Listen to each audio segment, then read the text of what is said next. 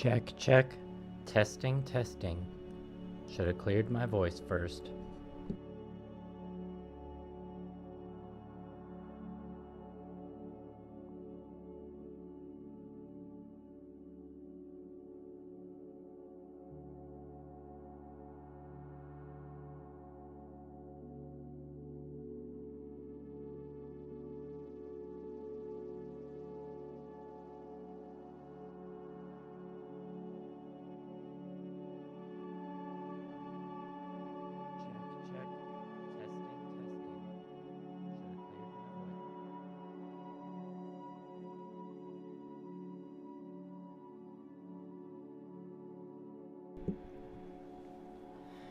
Hello, Box Fox Scoot. Congrats on being first. Good job.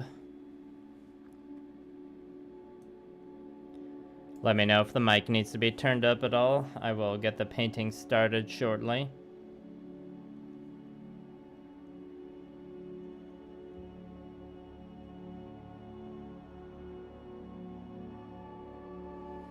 Just doing the old social media plugging first.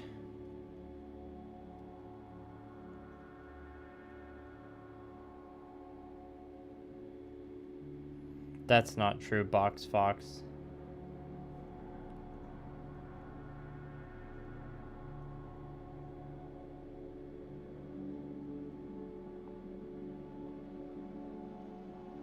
If you're into painting models, that disproves your point. That means you're cool and definitely have a life if you're into cool models.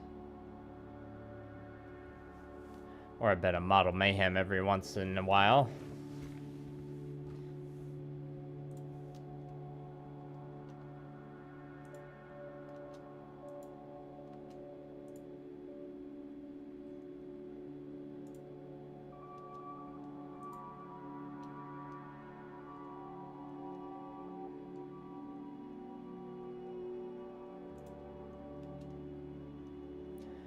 Just getting some Patreon links sent here.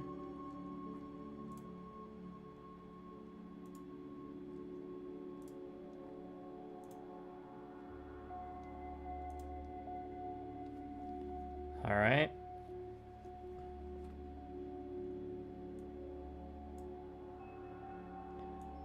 Just adjusting the mic volumes a little bit.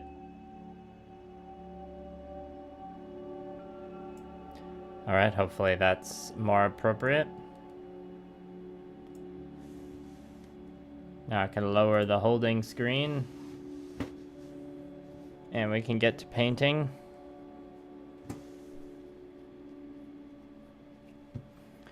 I haven't used the camera for anything since then, so I don't think I need to change the settings. Hello, another Nate. I'm only drinking water right now, so I can't promise too many burps, unfortunately. I have to adjust my head pillow here.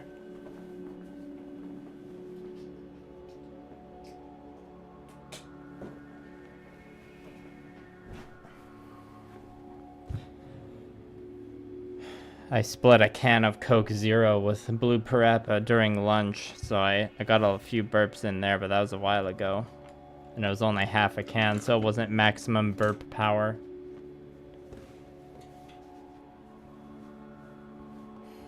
So this batch of 12 household guard are pretty close to being done. Got a couple that have the white, I think, finished. This one, the white and blue, is like basically finished. I'm debating whether I need to do one more pass of the white. So, but for this one, really all that needs to be done is just a quick tidying up of the metallics, and then that's it.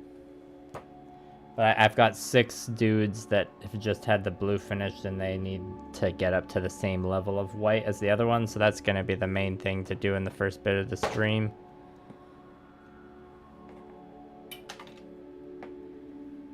And I say white, but it's more just like we're painting up to like a very bright gray. Country Fried Minis enjoyers will recognize Vallejo Model Color Medium Sea Gray, a classic. I just got drink air. Yeah, that is one way to burp, but those are like almost deep fake burps, you know, like they're not the same.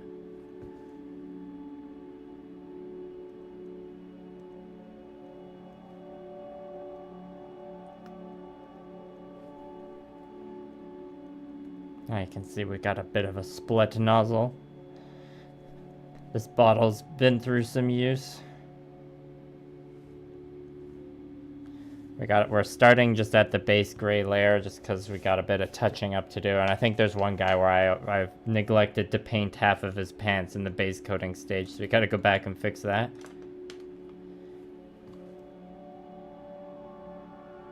I ended up going with some striped pants on these guys. There was like, I'm not sure if that's how the sculpt of the pants is meant to be painted, but it works well enough. I'm like, hey, if there's a chance to give him some fancy striped pants, I think we got to do it. I'm glad I did. I'm assuming by the thing, Box Fox Scoot, you mean Gundam Assemble. And yeah, I figured that was probably going to come up at some point today.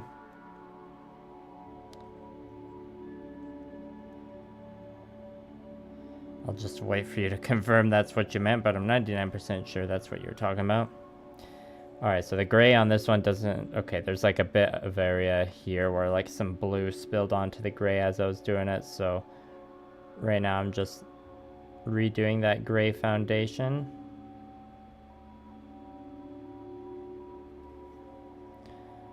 And hopefully this brush is too big for this task though.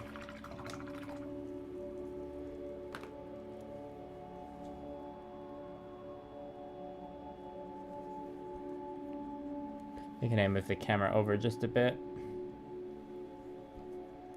Hopefully it stays in focus all right.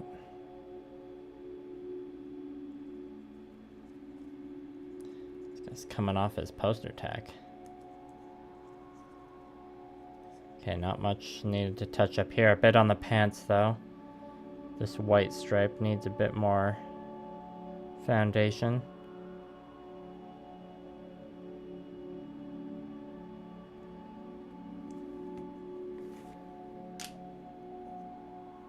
Your wallet weeps? Well, yeah, it's pretty exciting overall. Also, they barely showed anything about the actual game itself.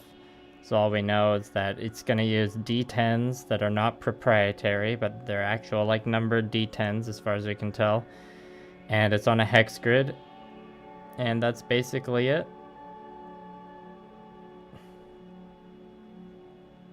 I imagine the tone of the game will probably like, or I imagine it'll kind of like if they're gonna tie it to any specific Gundam thing, it'll be something like in the Gundam Breaker verse or yeah, the Breaker verse basically, where it's like the concept of the game of these like iconic franchise characters being ported into like the digital arena or something, so you know you can have the RX-78 fighting with, what's his face? Like Wing Zero on the same team or whatever. But yeah, and it's also like they could have more info coming out about this like by the end of the January, or this could be like a thing that's planned for launch for like Christmas 2025.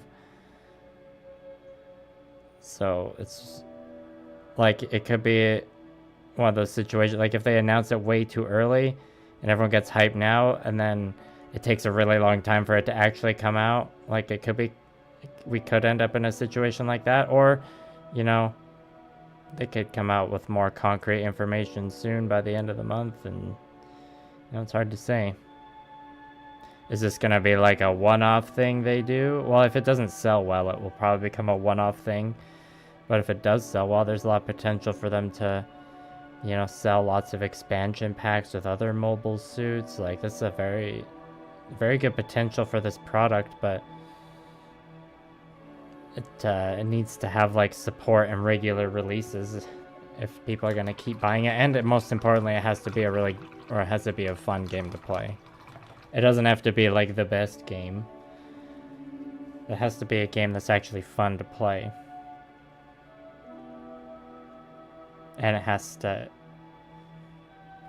it needs like a lot of support just because tabletop miniature games kind of need that.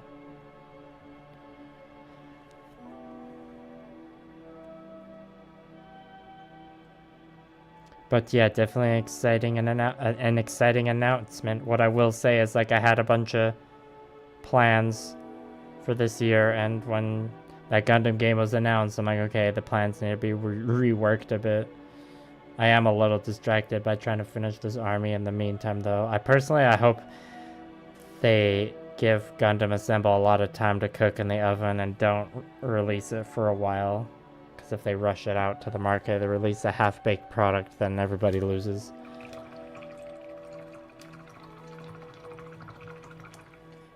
Yeah, Bandai does feel a little late to the tabletop party, but you know, they could have just stayed as a model company and never. Well, I guess they joined the like trading card game market already.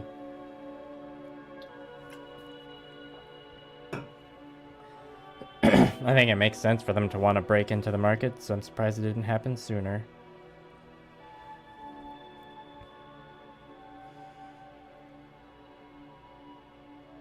And it's also, like, I also wonder how, like, if they even want to bother try to compete with Games Workshop, or whether it is, like, their goal to compete with Games Workshop.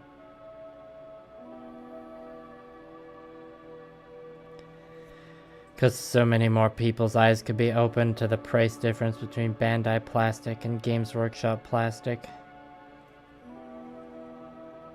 It could potentially be a real shake-up in the biz. You know?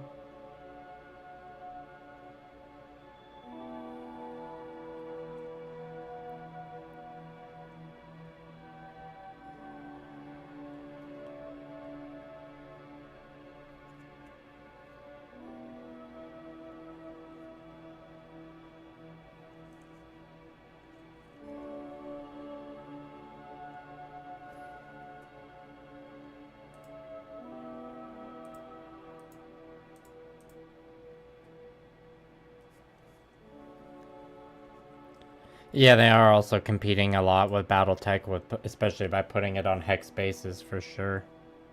That's going to be an interesting... Or that just makes the whole development even more interesting. It's a big shakeup.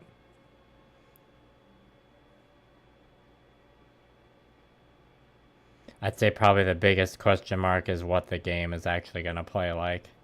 And whether it's going to be like how much replayability and all that. What the scope will be.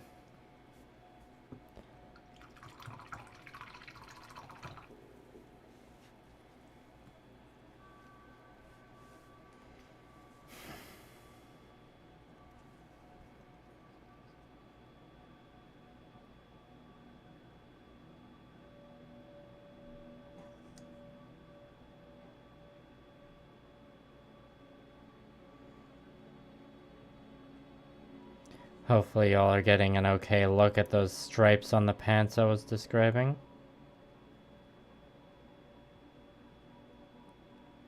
I think it was a nice detail to tie everything together. Or to just add that last bit of color variation that was needed. Now eventually for this army I'm going to be building the variant where they don't have capes and they have spears instead of halberds. They're called the Gilded Legion. And they're going to have like the whole ass of their pants showing, so I'll have to put a lot more effort into painting the stripes on them. And they'll need it because they won't have a fancy flowing cape.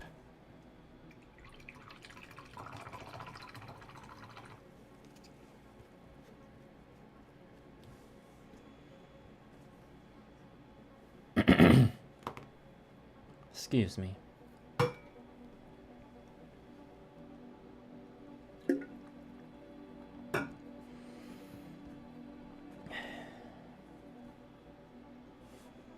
I don't think my entire 100 Kingdoms army is going to be finished by the time of this tournament, but my main goal was always to just finish the Household Guard unit and the accompanying retinue and characters.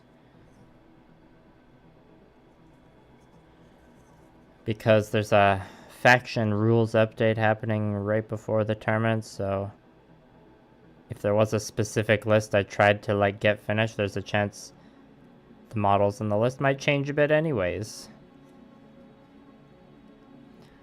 But I still would like to get the 100 Kingdoms army finished in January.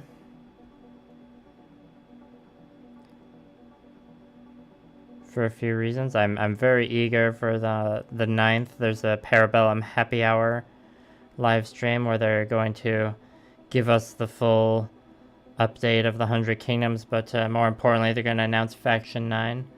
So that will impact my wallet far more than Gundam Assemble.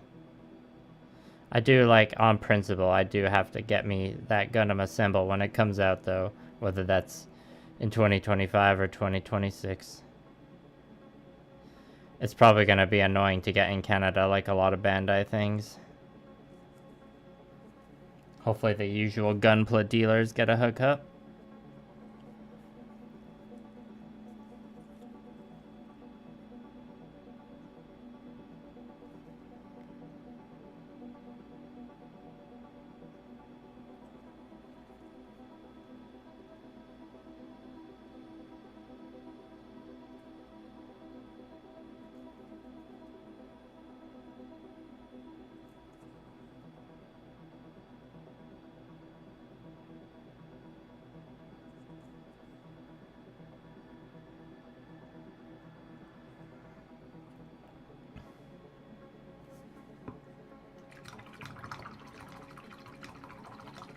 Have you played Battletech Box Fox Scoot?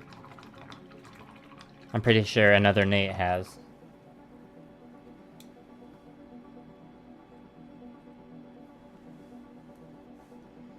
Alright, this is the last one to touch up the gray on, and then we'll be adding some exciting white to the palette. And as I'm thinning the white, it'll be getting mixed in with the leftover gray on the palette, and that'll just change it into just a very bright gray instead of a pure white. And if these weren't the just like grunt line troops of the unit, I would do another round of pure white after that, but I think just for the sake of speed, we're going to reserve that for the fancier character models and such.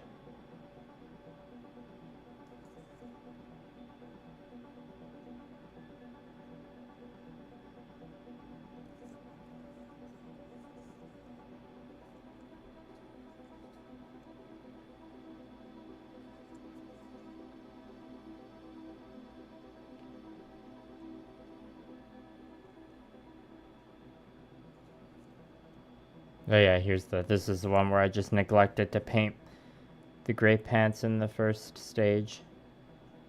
Only on this one part of the leg though, I don't know why I missed it, it just happened. As it does sometimes. Also, hopefully the camera's staying in focus.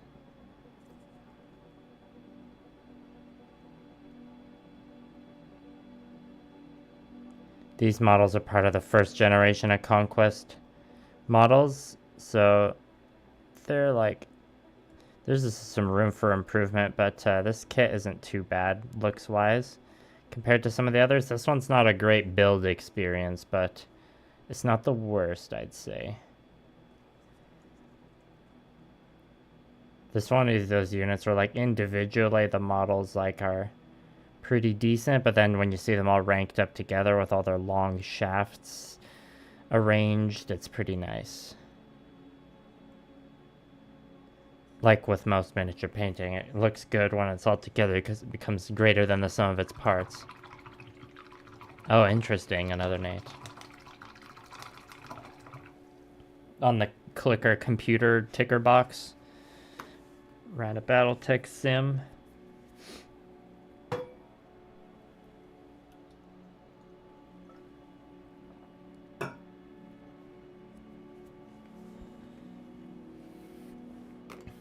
Where's the white hat? Game color did white.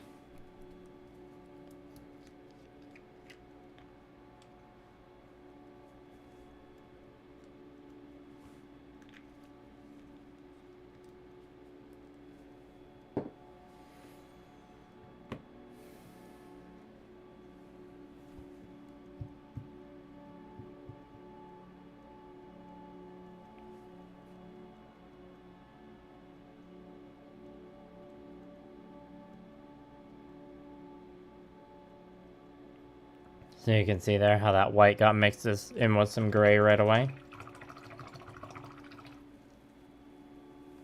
Mercs 2 and 5. I haven't played either of those ones. I played like about an hour of the BattleTech PC game from 2017. The turn-based one. Now I also think I switched to different brush now. Not a super fine brush, but one with a bit more control. Actually, I was using this one earlier and it wasn't quite doing it for me. Wonder if there's a better one in my stack of nice brushes. This one's... I could try this one. Let's try this one.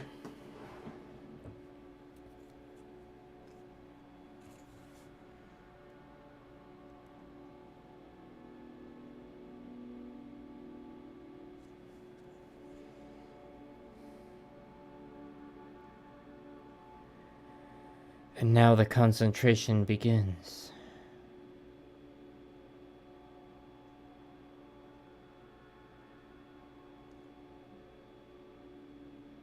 So as I'm painting this one on, it looks like pure white, but when it dries, it'll probably look more like a bright gray. And that'll probably be good enough just for the rank and file troops of this regiment.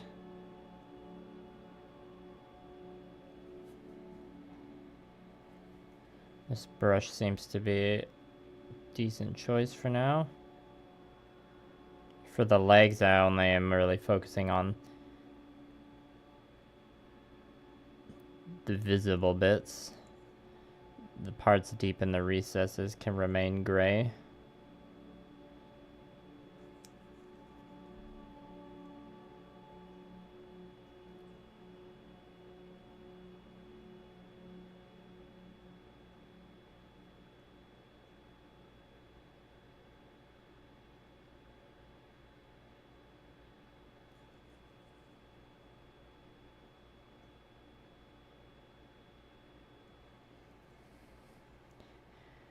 Yeah, that's looking good, even though it's not up to a full white.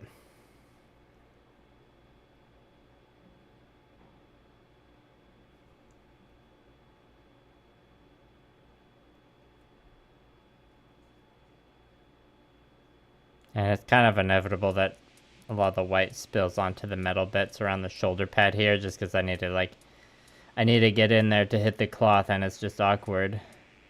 But that's what the cleanup stage is for.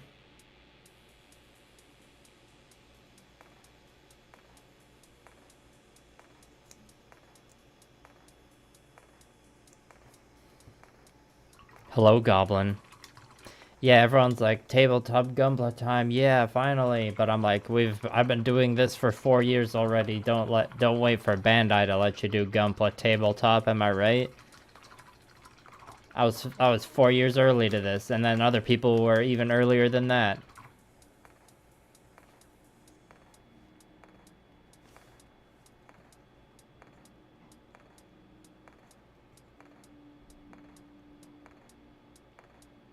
The main thing this will do, like if the game sucks, it'll still be nice to collect those models if you want to do like a Gunpla tabletop game at a smaller scale than that like lets you play on a smaller, more manageable space. Because, you know, getting enough terrain on a table to simulate a fight between a bunch of high-grade sized models is like, you need a pretty decently sized space for that. But if this can like just fit on the average size like dinner table, then that's a big advantage for any game. You know, I love Conquest, but it's like a pain in the ass to set up because you need a 6x4 table, and that's like it's the same if you're playing 40k. I think I can't remember Age of Sigmar is on a 4x4 or a 6x4, but even a 4x4, that's like a lot bigger than the average board game.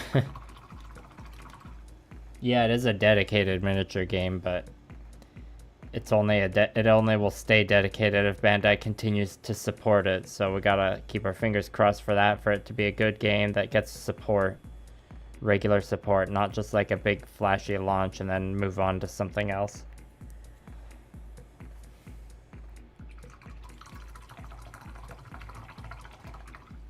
So lots of potential, but if it doesn't work out, There are plenty of indie games to that we can go back to. I don't see Bandai hitting up like the competitive wargaming circuit and doing Gundam Assemble tournaments at Adepticon or the Las Vegas Open anytime soon. Well, the Las Vegas Open is only going to be Games Workshop stuff, essentially. Anyways, but, I mean, maybe it's some... If the game really takes off and people like it, there could be a Gundam Assemble tournament at Adepticon someday. Really depends on what the game's like.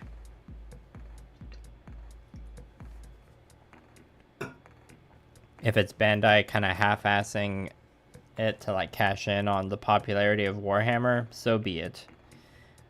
We'll still probably get some nice models out of it at the very least. But there's potential for something very fun here. Unfortunately, I don't think anyone from Bandai is listening to me rant on this live stream right now. But there's my wisdom, I suppose. I don't know if you call it wisdom or just illegitimate advice. I work in the tabletop games industry, so I like to think I kind of know what I'm talking about.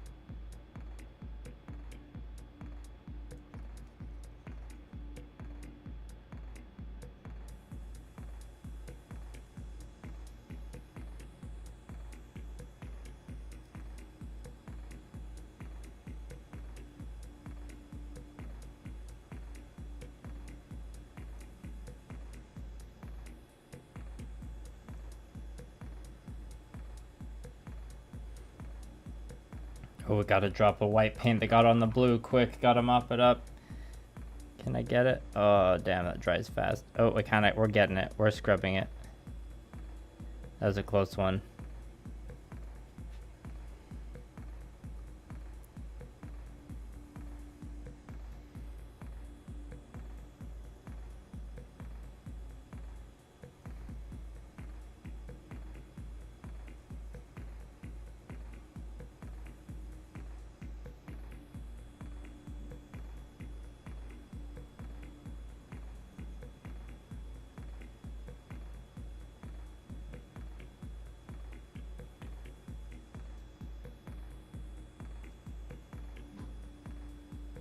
There'll probably be a lot of people who pick up Gundam Assemble just to collect the models and never actually play the game. But that happens with Warhammer too.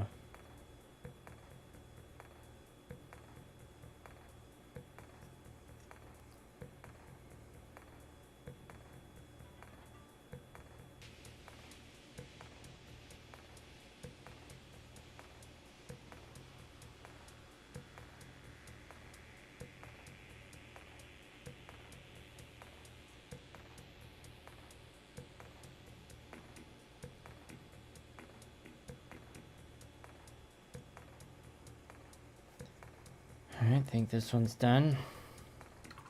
Oh, they had a demo at Gen Con. Well, I suppose that's a good sign that they're taking it seriously.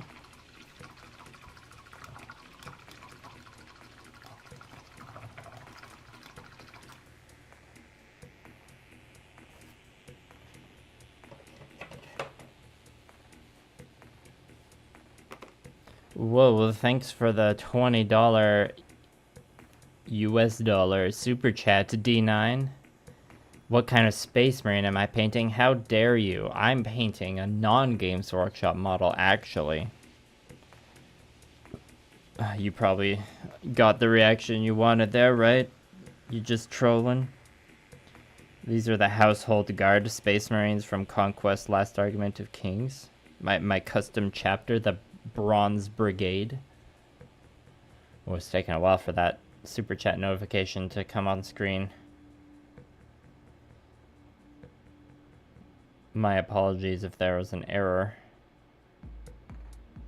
Yeah, heresy, exactly. Well, you got the super chat credit on like the latest super chat overlay, but it doesn't look like the alert from stream alerts came through yet. That's unfortunate. I gave you verbal confirmation though. Even played along with your silly jokes, so that should be sufficient credit. I do very much appreciate the $20 though. That goes a long way over here in the Model Mayhem zone.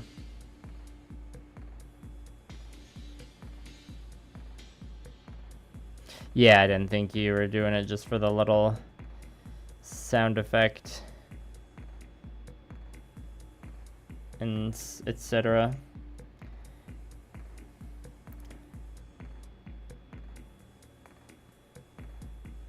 You have some conquest models, don't you, D9? And also, I appreciate your excitement for... Well, I appreciate everyone's excitement for Gundam Assemble. I need it in order to stay excited myself. But yeah, when your reaction on Twitter to when you atted me and said, like, my time has come, I had a similar... I kind of... When I first saw the announcement, even before I watched the trailer, I felt like... was it Typhus from StarCraft 2, Wings of Liberty, or the verse StarCraft 2 trailer where he's like, hell, it's about time.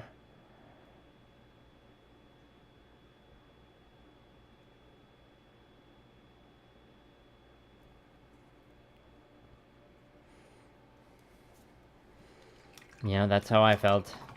I've been doing it for 4 years already. I'm like, oh, guess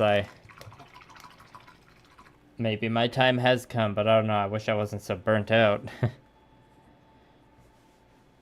I mean, the ideal outcome here is that just like my back catalog of previous videos are like optimized enough keyword in the keyword sense or the metadata sense that like the general increase in traffic on the topic of Gunpla tabletop just increases.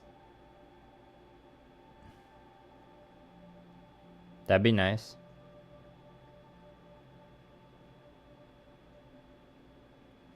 If Bandai wants to send me some copies for a review of that, you know, I'd be interested. Even if they want to sponsor. They don't seem like the kind of company to, like, do the typical kind of, like, content creator sponsoring, though. Not a lot of huge companies do that unless you're, like, watching the Binging with Babish. They'll be like, oh, I'm sponsored by Crest toothpaste or, like, Scotty's paper towels. It's like only a few YouTubers can pull that off.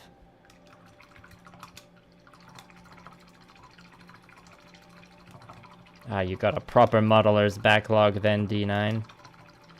Well, the thing is, D9, every video I done, or, yeah, basically, every video that is somewhat related to that topic of how to paint Gunpla like miniatures, how to hand paint Gunpla, like almost every video I do has that in the like metadata or keyword or title or description to some extent.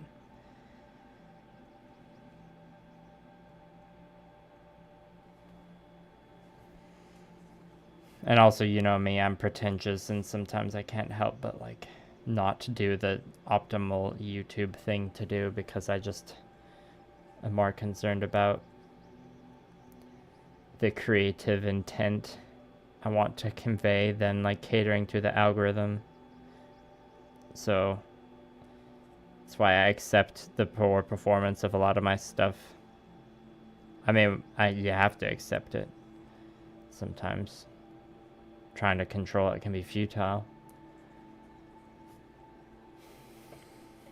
3 left on this round of white.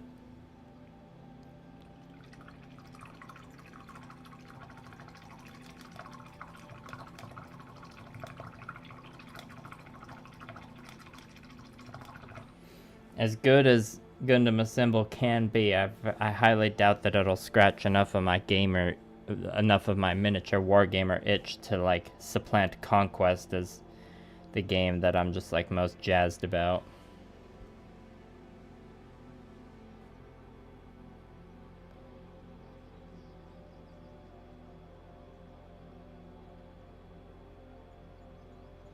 Yeah, in some situations I like to conform, not go against the grain, but that's usually because I just want to like not draw a lot of attention to myself in like real life situations. But then when it comes to the YouTube, I have a hard time not being defiant of the algorithm, I guess. I don't know, sometimes I do. You know, I do some things to cater to the algorithm, but I draw a line somewhere, depending on what the video is.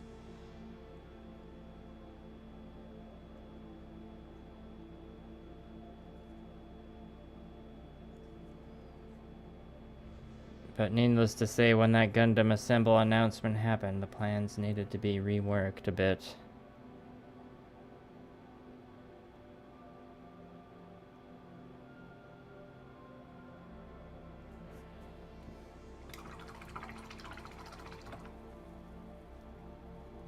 Yeah, this brush is in a pretty haggard state, but it's still doing a fine job for my purposes today.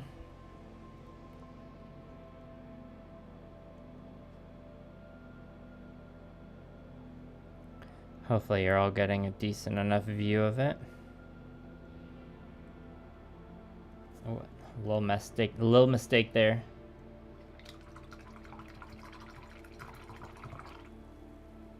Yeah, I mean, when you're doing stuff within a niche that's like miniature tabletop gaming, or like Gunpla model kits, like there's a view ceiling in the first place anyways, so like if you are doing it completely to like just get good views on YouTube and run it as a business, then like it's a lot harder when you're within a niche like this, and a lot less worth it, because you can put the same amount of effort into the content with like a more wider appeal and like get something closer to a fair reward compensation for it.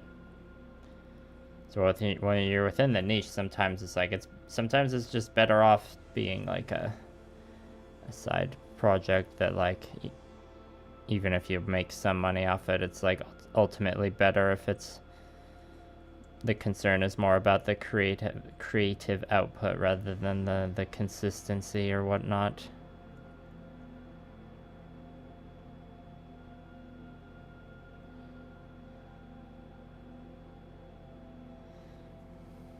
Well, made another little mistake there.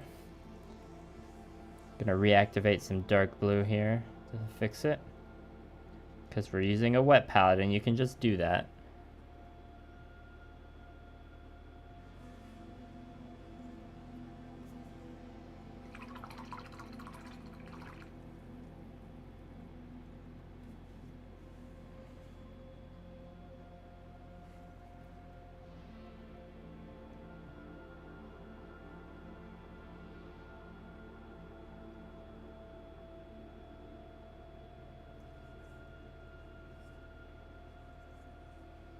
Oh, I knew I was forgetting something. It's this guy's sleeve.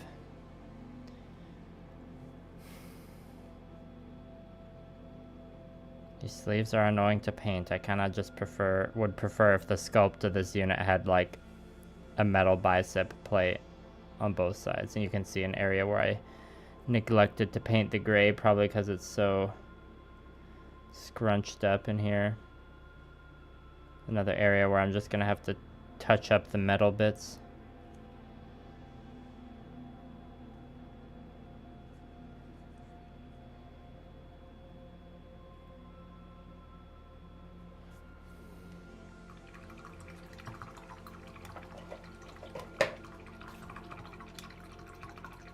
A combination of mini painting and reality TV commentary? The problem is, if it's reality TV commentary, people are gonna be like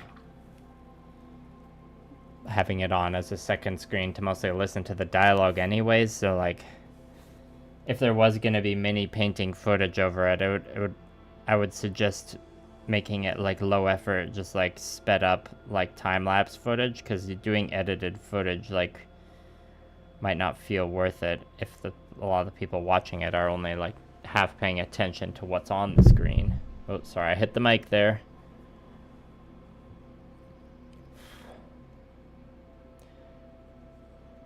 Yeah, I understand what you mean, D9. If you don't get into the regular habit of painting, it's easy to like get too intimidated to like pick up the brush daily, and even I still struggle with that sometimes. Like if I can keep a painting streak going, it's great. I can like stay productive, but sometimes if like an external event or just like a bad day makes me not paint for a day, it can be really hard to just like get into the routine again. Sometimes like, you know, days can go by and be like, I just haven't like picked up the brush again, even though like it's over there ready to go. The wet palette's just closed up. It's still good.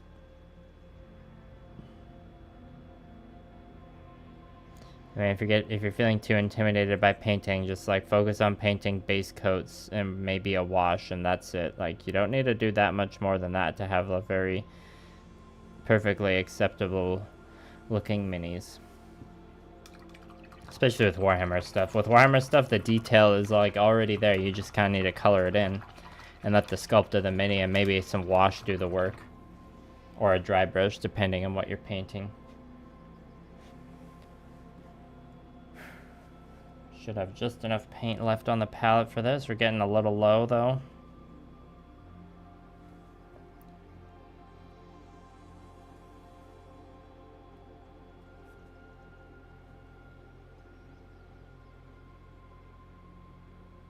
Also, as I like go further along on with the paint left on the palette, it does get a bit more gray. So I kind of need to be aware of that as I'm going, because I don't want things to look too inconsistent.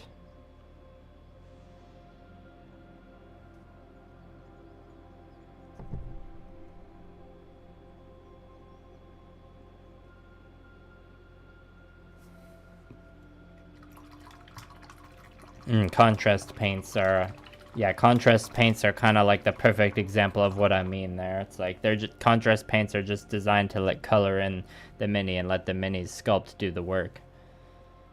Nah, it's not cheating. It's not cheating at all. It totally still counts as painting your minis. And like contrast paints arguably require more control than like the traditional painting methods. So like if you paint over the line of the contrast paint, like it's more annoying to fix than it would be otherwise, I think, a lot of the time. So no need to feel shamed for using the contrast paint system.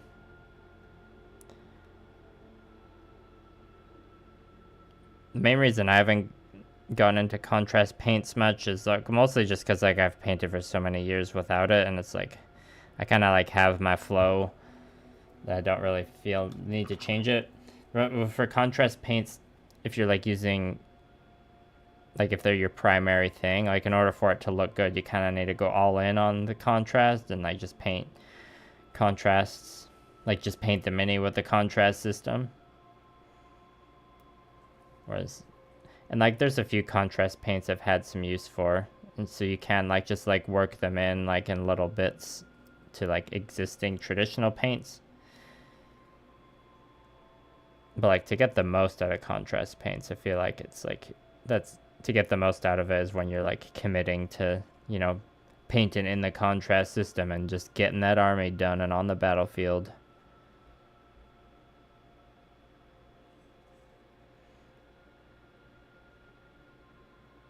I'm sure you could build a successful paint scheme though that was like started with like a bunch of contrast work and then finished with some more like classic methods. You know, it all depends on like what level of painting you want to take your army to. For lots of people, just the base code level is good enough. Some people want to go harder.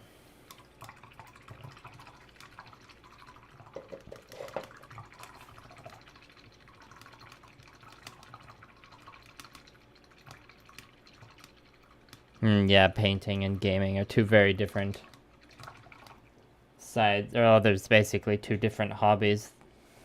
So there's a Venn diagram there, obviously. And yeah, the secret level Space Marine animation was pretty sick. Obviously, the best part is when the like ATV buggy thing just rams into the Space Marine, but the Space Marine just like keeps walking through it. It's like, no, the Space Marine was the one ramming the vehicle the whole time. Okay,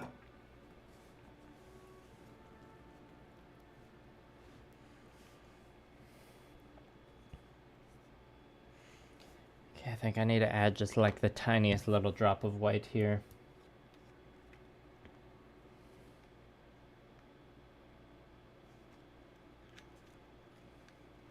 I also need to decide whether I'm going to do more to finish the white after this or not. I think because these are the rank and file guys, I'm just going to, after this white's done, I'm going to move on to the metallic cleanup stage, and that'll be it. There simply is not enough time. I haven't watched the Concord episode. I've only watched, but yeah, I did hear the Concord one is good. But yeah, I watched the D&D one, the Armored Core one, the Space Marine one, and the one that was like set in like the city that was constantly moving and evolving, that was like ancient China themed, that I can't remember the name of. I liked the D&D one and the Space Marine one best. But they were all kind of like, well, like they're all under 20 minutes, so they only have time to establish so much story in each one. So it's kind of like the same problem I had with Love, Death, and Robots. Is like, could I have just gotten like one of these as an actual series to like dig more into this really interesting setting rather than like a bunch of just little shorts? But I guess that's not the point of those series, because the point of those series is for them to be like anthology showcases of talent, which it's good at.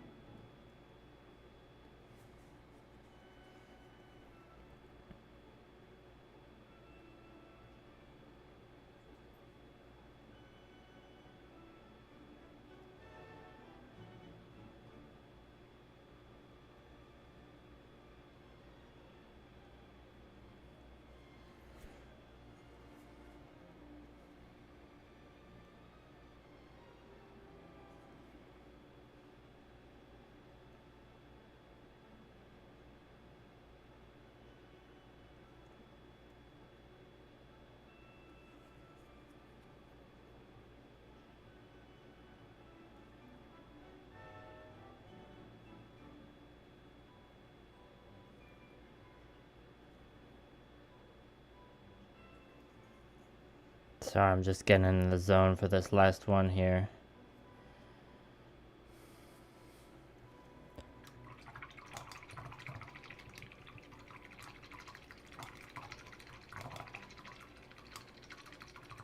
The Armored Core one was upsetting.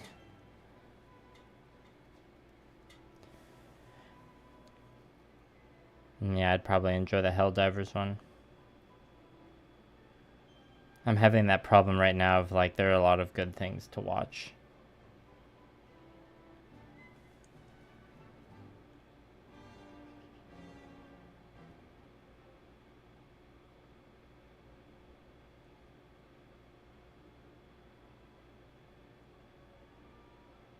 Last night, me and Blue Parappa watched Alex Garland's Men. That was a very depressing movie.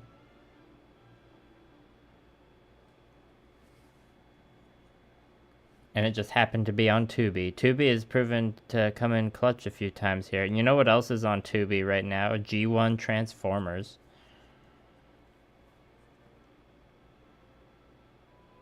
Oh, and I got to watch Ghost World from 2001 on Tubi. I think it was last week.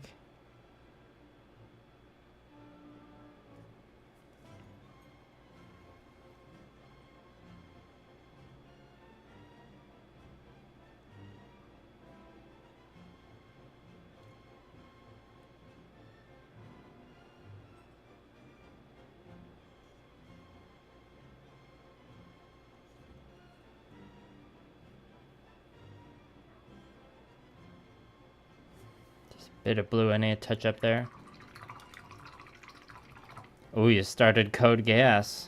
That's a fun anime. It's like, I mean, it's like played pretty serious, but there's some moments that are like kind of funny. But if you like super like melodramatic anime moments, then you'll like Code Geass. Code Geass has some pretty solid mech designs too. I like the mech designs a lot more in the second season, but they're still not bad in the first season. Yeah, it's a fun show. There's some good memes out there too. You know, the truest sign of quality in any show. How are the memes? Game of Thrones Season 9 memes were fire, so clearly Season 9 was like the best season of TV ever. Alright. Been streaming for about an hour, very nice. I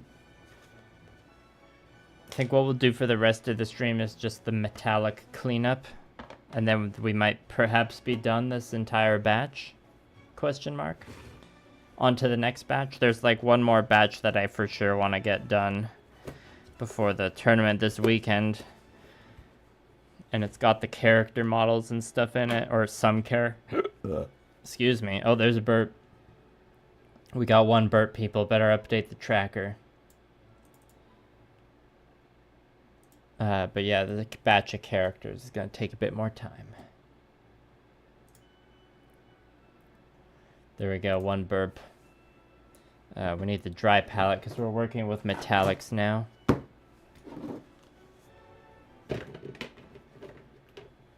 Our good old game color gunmetal and model color bronze. The model color bronze that looks a lot more like gold if you ask me. Well, let's start with the silver.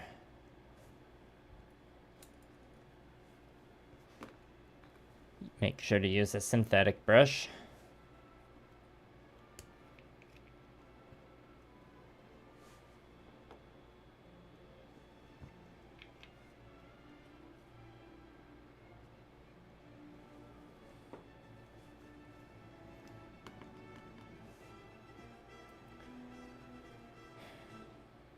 Majority of the work to be done with the silver is up on the halberds. I also am not sure whether... Like, I could edge highlight the halberds if I wanted to, but again, for speed, I might just elect not to. And just do it on, like, the command models.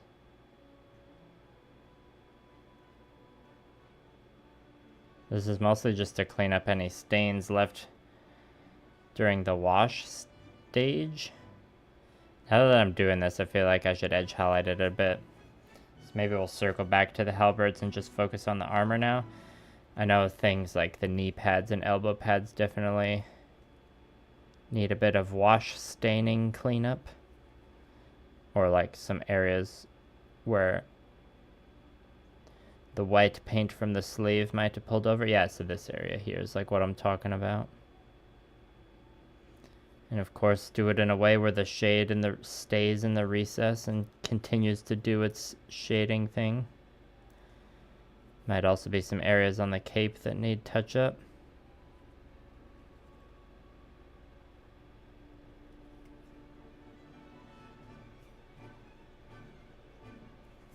Or the domes of the helmets. That's another common culprit for pools of wash stain.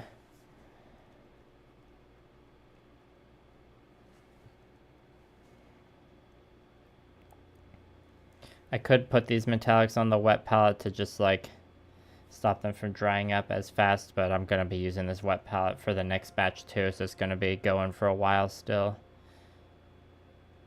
So I won't risk contaminating.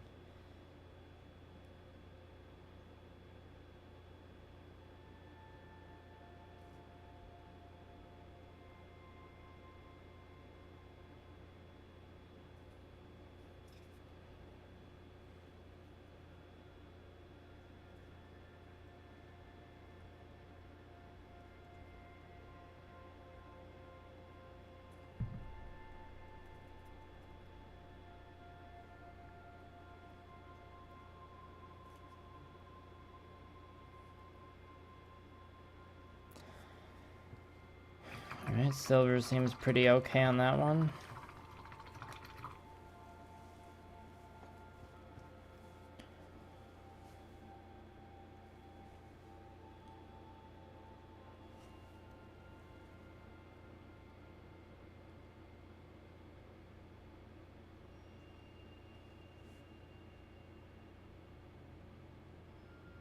Thanks, Luke. The cloaks really started to come together as soon as they got that crispy trim. Mobile game Star Expedition. They stole a Gundam animation. That's not very surprising. Which Gundam animation did they steal?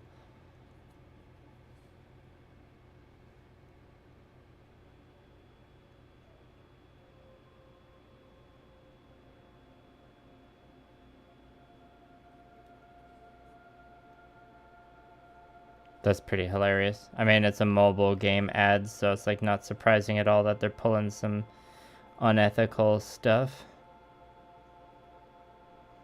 Luke, how's your army coming along for our weekend clash?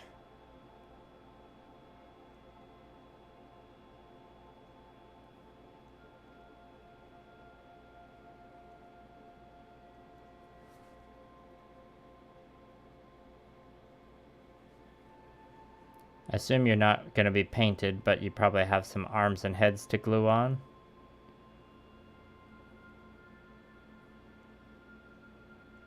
Staining on this one wasn't too bad, actually.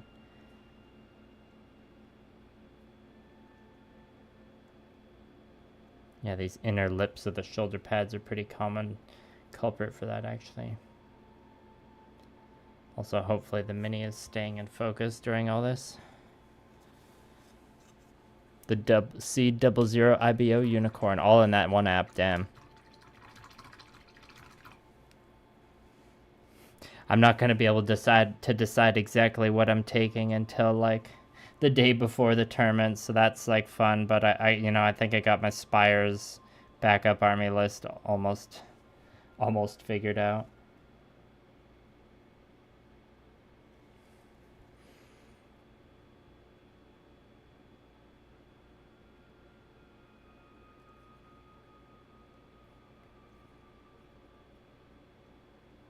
Right, I mostly got this one.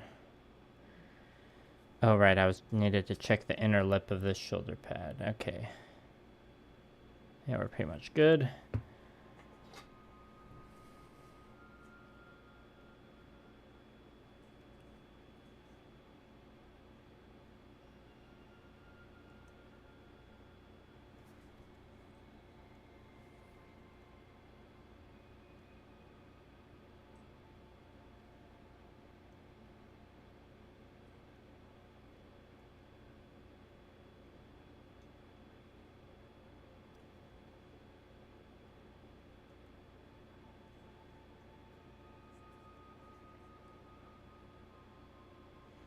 Yeah, there's definitely more stains to be cleaned up on the bronze bits of the armor.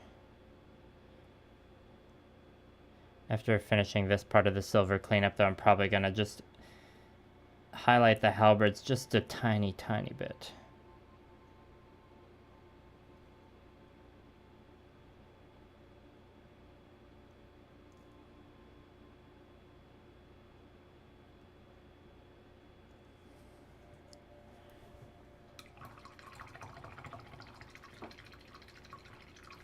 It would be really nice if we saw the PDF on Thursday. And if we don't see the PDF on Thursday, there's going to be a lot of angry people. Like a lot of angry people, not just 100 Kingdoms players.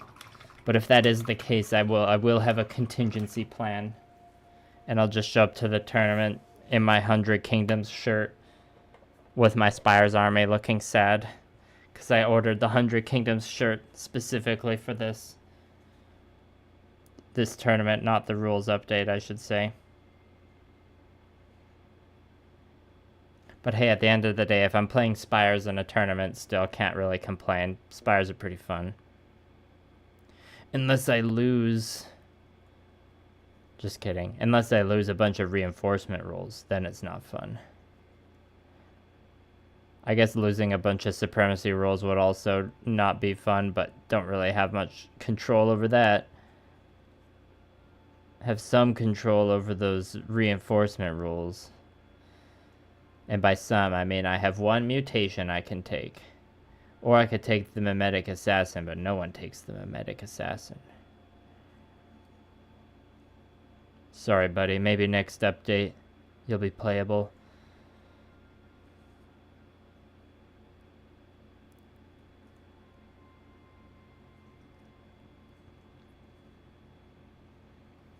This is now a mimetic assassin slander stream, and I feel bad about it because it's a cool model.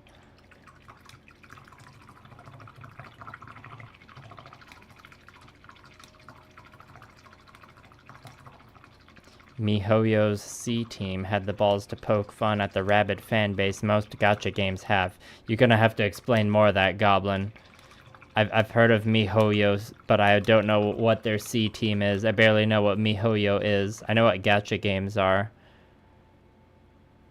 Please explain this niche drama more. Someday they'll get dueling right. Yeah, hopefully 2025's the year that duels are less flaccid. That'd be cool.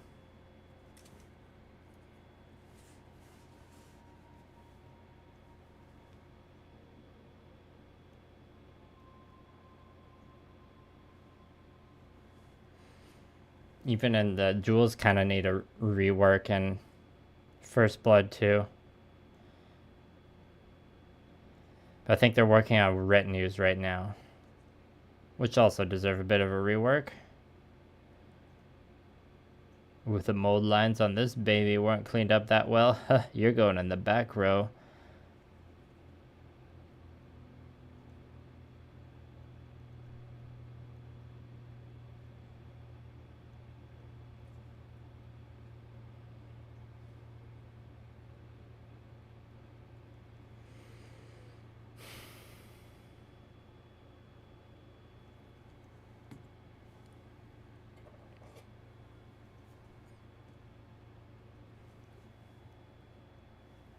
Does the triple Z stand for Zenless Zone 0?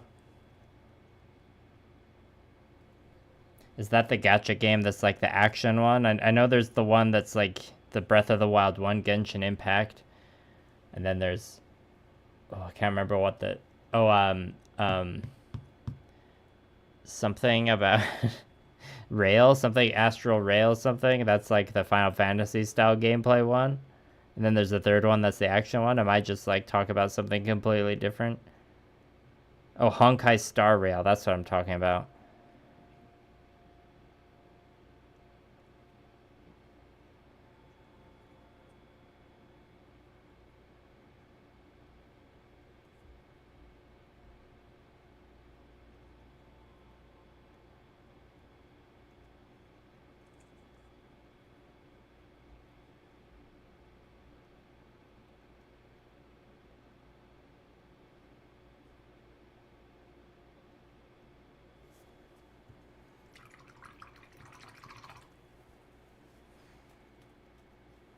Oh, I'm right on the money. Damn. Look at me go.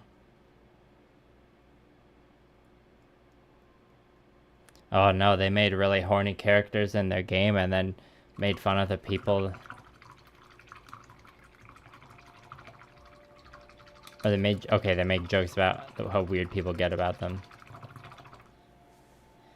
Yes, Luke, too bad you weren't here in the first bit of the stream. There's been some discussion about Gundam Assemble. Obviously, I'm like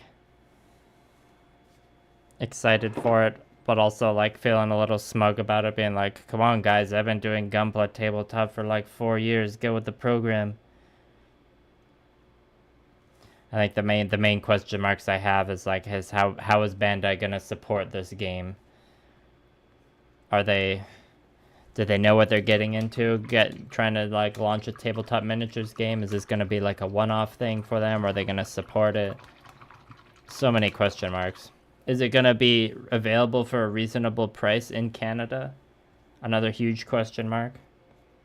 It probably will be, but yeah.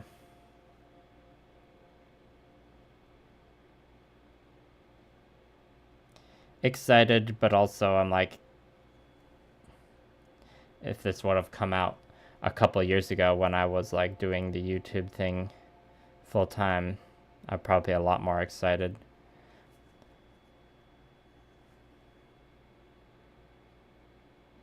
But I've since adjusted my life to make YouTube a bit less of a priority, which is a necessity for my mental health.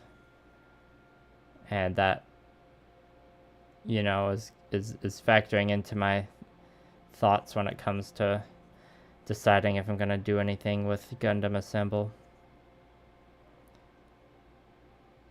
Also, it's hard to say when Gundam Assemble is going to come out. This could be something we see by the end of 2025, but it might not also show up until like 2026. Probably the biggest question, though, is the game going to be good? All we've seen so far is that it's hex-based grid movement and D10s. That's it. Yeah, I mean, I don't have much to say about the incoming kits because it's like the main question mark is with the game, because we know Bandai can make a really nice plastic model kit. So, and like the pictures of the runners that they did show in the preview looks like, yep, that looks like it'll be a very easy model to put together, and you know, depending on what the price is, it'll probably blow Warhammer out of the water like it usually does when you compare the price of Bandai models to Games Workshop, except now this time there's going to be like a more direct comparison, because usually you're comparing like fully articulated, like larger Gunpla kits to Warhammer models, and it makes the price of Warhammer models look even more like a joke. But maybe it'll look even more and more like a joke when it's a Gundam model that is like more of like a miniature statue, like locked in a pose and like meant for a miniature war game. So yeah, Bandai has like some opportunities to just dunk on GW a little bit here. It could be pretty satisfying. We just gotta hope they don't fumble the bag. It could easily be one of the biggest shakeups in the miniature wargaming industry in years. Only if Bandai wants to, though.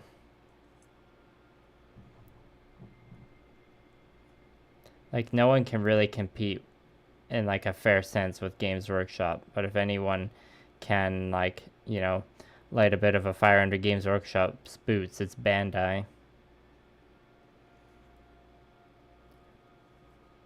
Bandai hasn't had the best track record for supporting their own tabletop games with like their trading card games outside of the Japanese market, though, so I don't have my hopes up for Gundam Assemble. I can be a bit cynical sometimes, though, so take what I say with a grain of salt.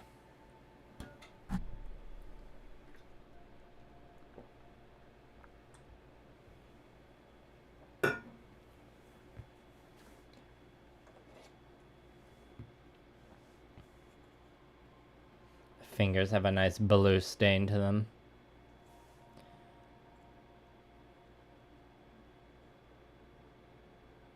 Yeah, that's like a good way to put it, Lo, because like they could go more just like a boxed board game route, just like have something for the Christmas 2025 season. Like, boom, easy, a ton of sales right away there, but that, like, they might just like do a one and done kind of thing, and then like just maybe release a new expansion every year or once or twice a year, just like another box set that's like some kind of like 2-player starter set adjacent thing. Or they could go for more that organized play route and have like, you know, release expansion packs where you get like 1 or 2 like mobile suit expansions and like scenario packs and all that, and you try and foster more organized play. But I feel like Bandai is more likely to take the just like board game route and not care too much about organized play. But I'd like to be proven wrong there. I'm glad Gundam Assemble was announced this week. It gives me lots of stuff to talk about on stream. But also, it was a little stressful when it got announced because I'm like, oh my, this is so closely related to the topic, or like this basically is the topic of my channel. I'm gonna have to like be paying attention, like be very vigilant of this and all that. Because I was just a little bamboozled by it, I guess. I had forgotten that there was a high probability of this happening because I had spent so long waiting.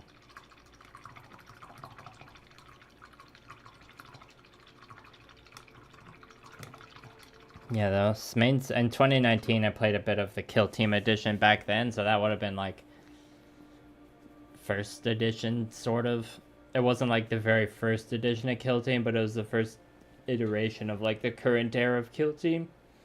That was a decent sci-fi skirmish game for a while, and the only sci-fi skirmish I've played since then has just been one-page rules, the like Kill Team equivalent, because the actual Kill Team is written to be a bit too crunchy for my tastes. It's like if I'm playing Kill Team, I just want more of like Warhammer, but smaller and casual. And one-page rules does a better job of that right now, in my opinion. If you want like the best crunchy sci-fi skirmish game, it's no doubt Infinity. But Infinity just has like a really high skill ceiling. Infinity, the game, is a very impressive miniatures war game, though.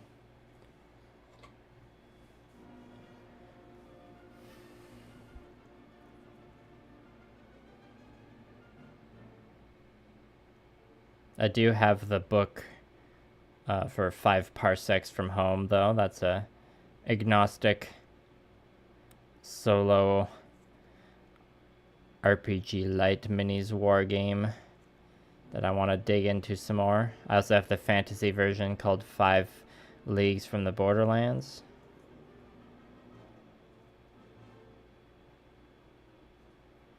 I've got a copy of Hobgoblin on order, but that's, I don't know why I'm bringing that. Oh, I'm just bringing it up because I'm talking about agnostic games in general. Hobgoblin is a fantasy rank and flank agnostic game, though, not sci-fi skirmish at all. I'll say again and again that it's a good time to be into miniature wargaming with all these agnostic indie games out there to try.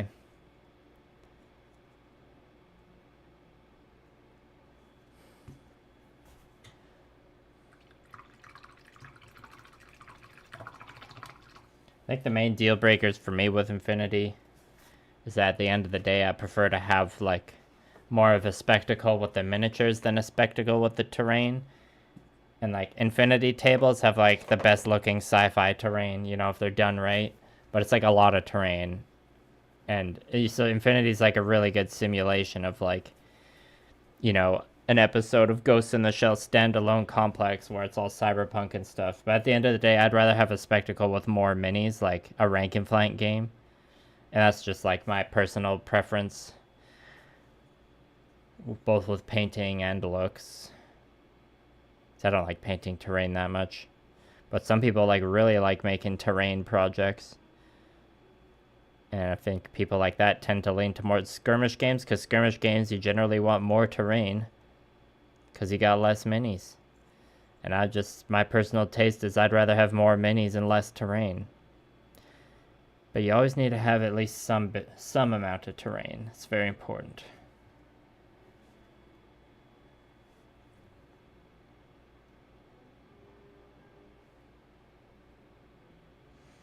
Yeah, I mean, Hobgoblin, it didn't see it struck me as the kind of game as you describe.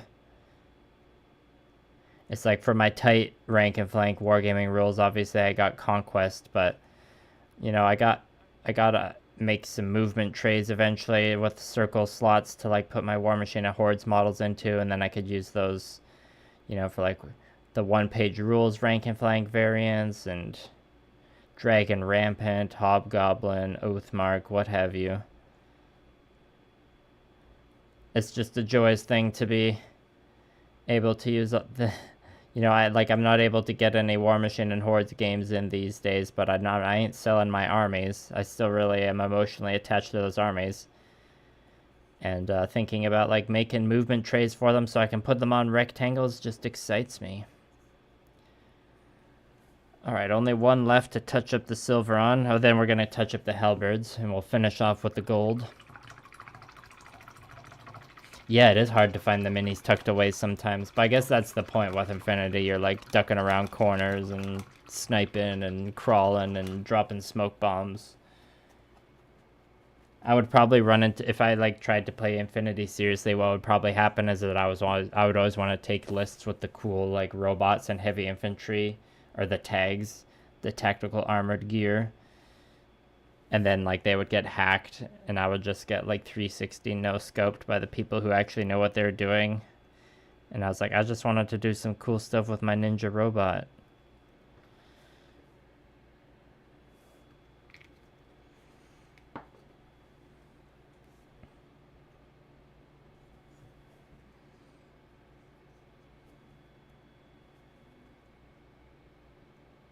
But, you know, being able to have a sci-fi miniature skirmish game with, like, robust rules for hacking is pretty cool. It's pretty cool that that's an option for the people that want to do that. And, you know, if you want to get even more immersive than that, there is an Infinity RPG. And there's also, you know, like the original Cyberpunk RPG that has, like, modern rules. Or, you know, you can just play the retro rules. Or do the classic Shadowrun, of course. If you want to be a cyberpunk orc or elf.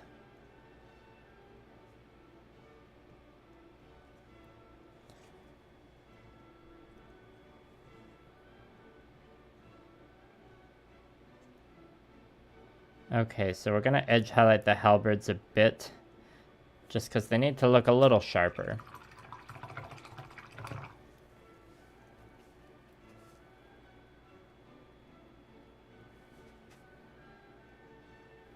So before the stuff on the palette dries up, I'm going to add some bright silver, which I need to grab.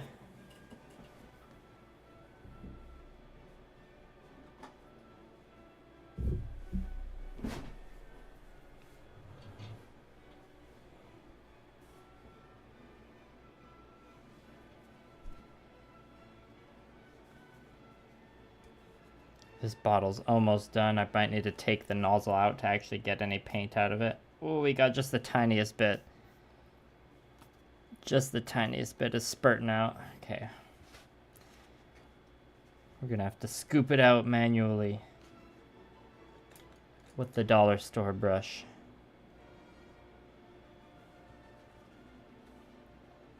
Takes a lot to actually get through all the paint in a bottle.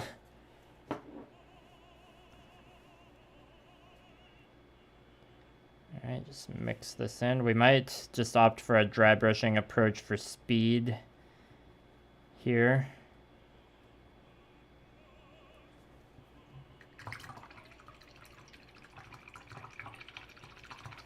think if there's definitely going to be a lot of utilizing of the side of the brush, I think we're going to switch.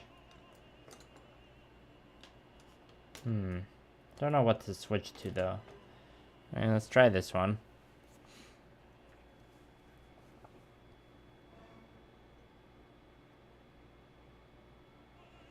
Let's see how much I can do without airbrushing, see how frustrating it might get.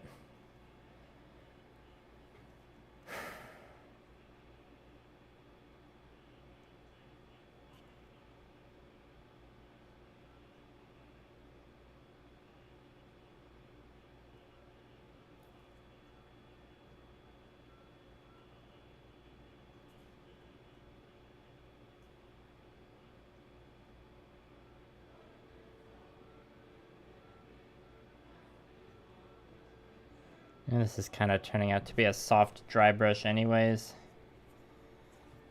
I think it'll be fine. It's a pretty subtle difference. Does make a difference though.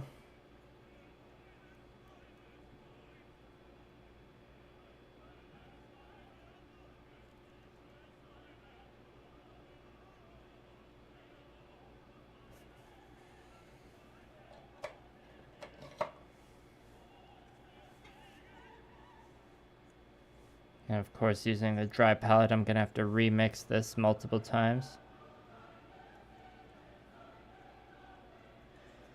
And I wonder, there's probably some areas on the black shafts of their weapons where I spilled paint onto that I'll need to clean up. Maybe that will be the true last step. I did the base rims on all these already, and I don't think any of them need to be touched up. Just speaking of things that get pure black.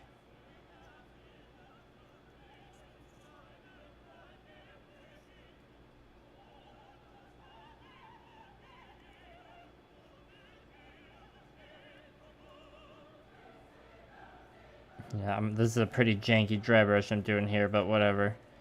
It's just the rank and file troops at the end of the day. We literally can't afford to fuss over it.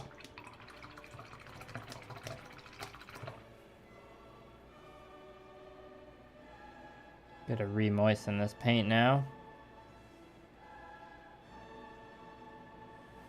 Which means I gotta switch to a drier brush.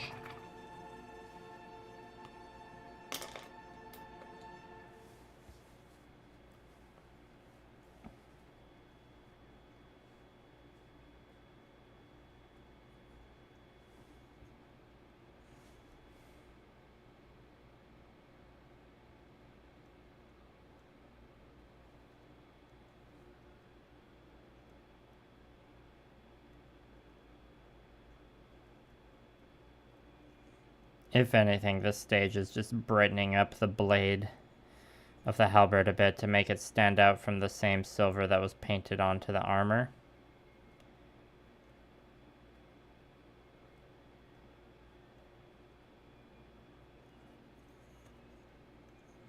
Which is a desirable effect.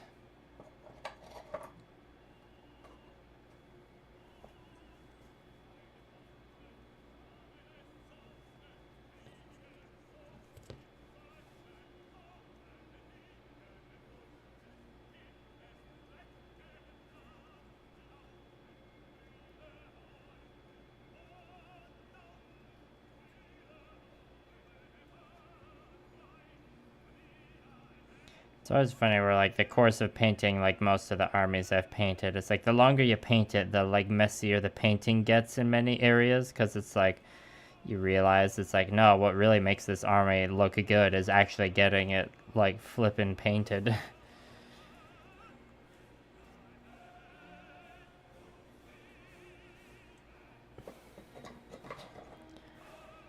It's like a full unit painted mediocrely, if that's a word, will always look better than a unit with like a couple guys in it painted really well and the rest unfinished.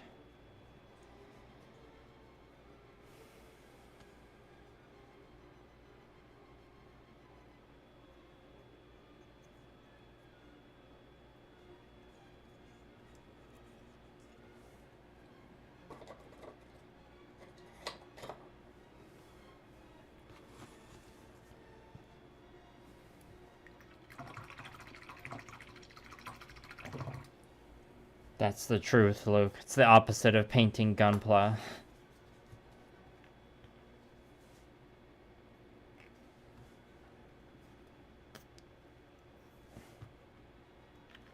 Just got the tiniest little dollop out there. I guess I'll switch to this brush now.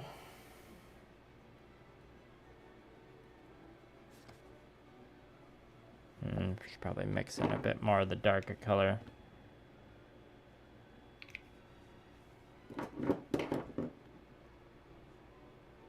Not too much though, only a bit.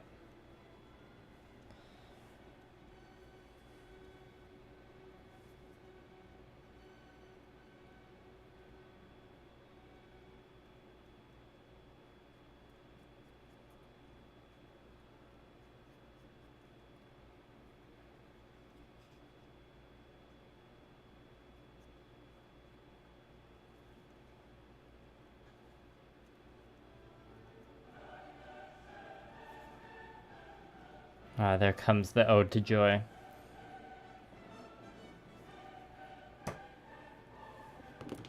should have just taken the nozzle off to scoop out more of this properly a minute ago.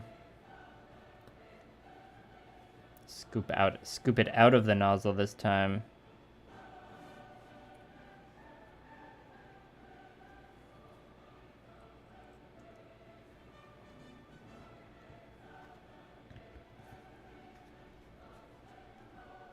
Wonder if any painters out there have a wet palette that they only use for metallics.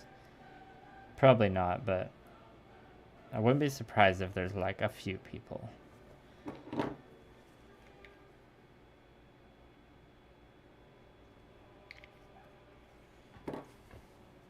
Probably better off mixing this in more of like an actual tray. It'd be less wasted paint.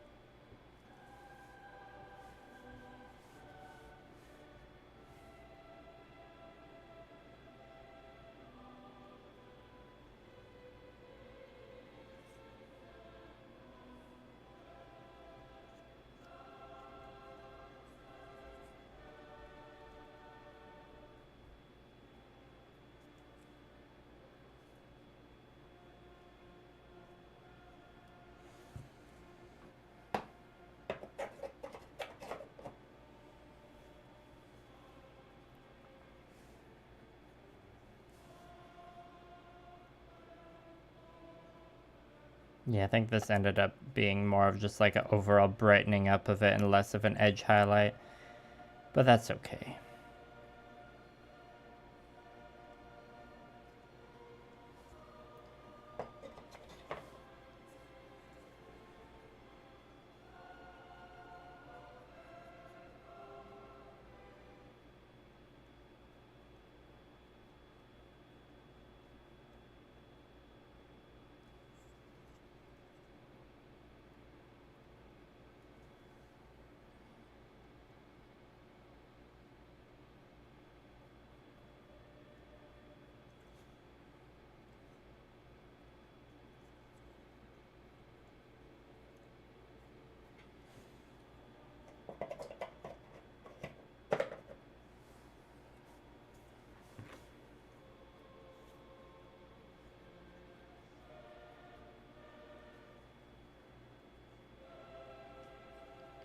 Almost done to the last stage. So the stream will probably wrap up around the usual time of like 1 hour 40-ish.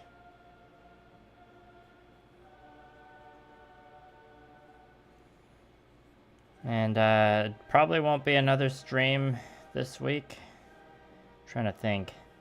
If there is another stream, it'll be like Wednesday during the day. The rest, but probably not. There probably won't. I'll pick up the 100 Kingdoms to actually finish the army after the tournament this weekend. Is probably what's gonna happen. Because probably the rest of the painting I'm gonna do will just be like frantic. I'll need every moment I can spare, so setting up the stream will be too much.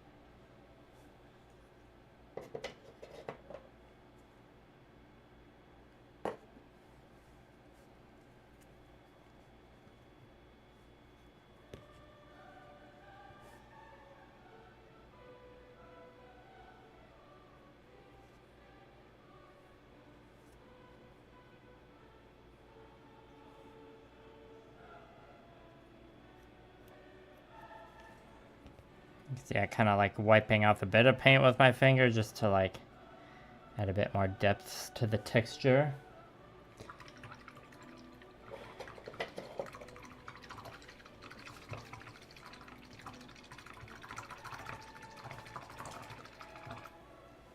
Now our water is a nice sparkly teal.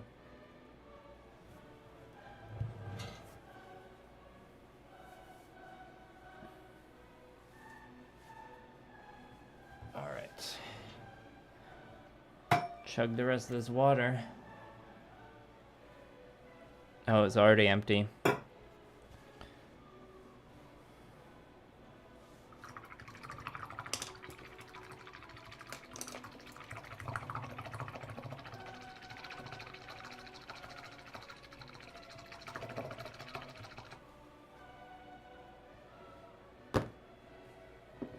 Alright, model color bronze, let's do this.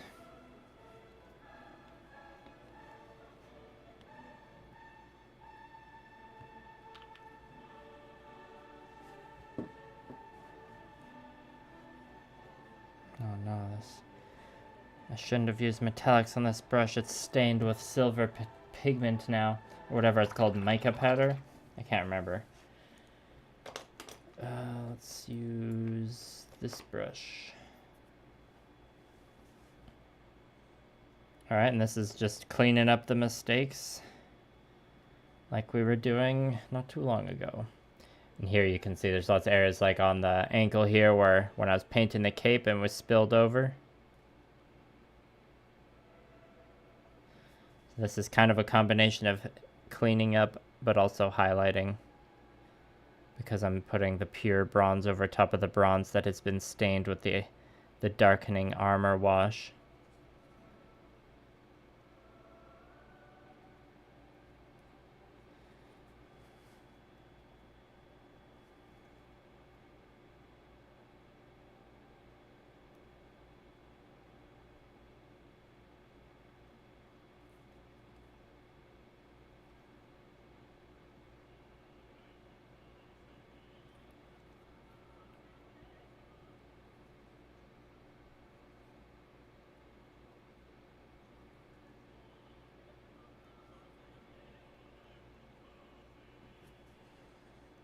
The Gilded Legion / Household Guard unit box has a lot of interesting shoulder pads, and you get a lot of spare ones at the end. It's good for kit bashing.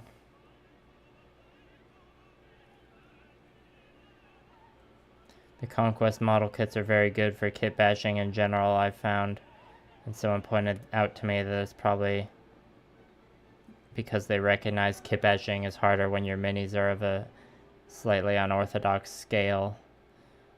So they have to compensate for that by making sure we've got plenty of in-scale bits to kit bash with.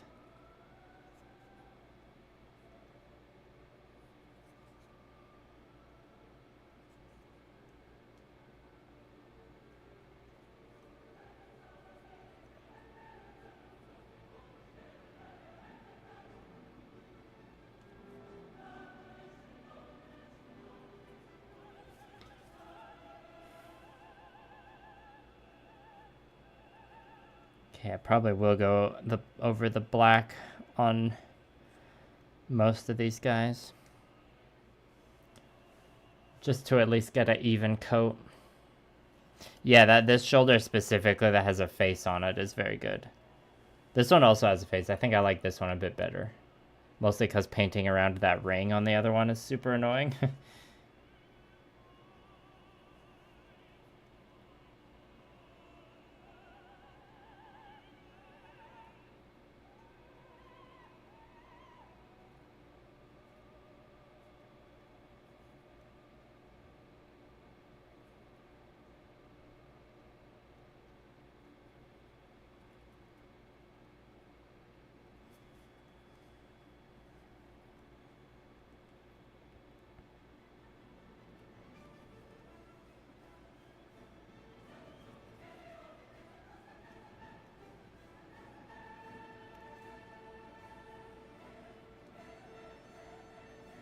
Yeah, it's mostly the heads that got the wash pooling and staining too much, which makes sense because these guys have very bulbous, smooth heads.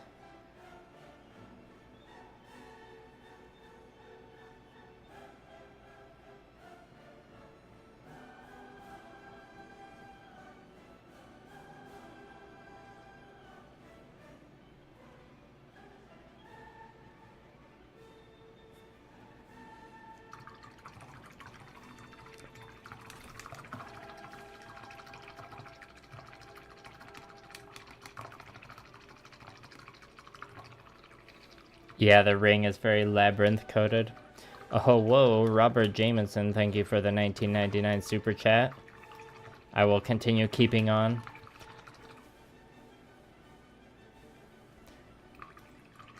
And yes, I'm continuing to be an enigma that does not schedule their streams in advance. and just appears and suddenly streams sometimes. So sorry for that, but it's not changing anytime soon. But really appreciate you tuning in and just giving me the super chat. That'll go a long way. So thanks again.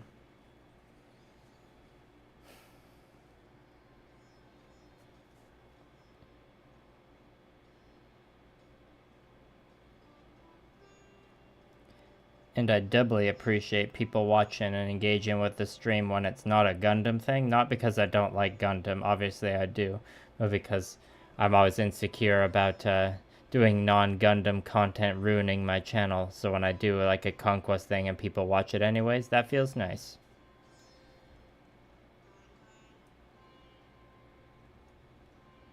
I do have the thumbnail ready for a Gunpla stream that I'm doing eventually. The problem is there's like a lot of conquest stuff higher on the priority list, both for YouTube and non-YouTube reasons.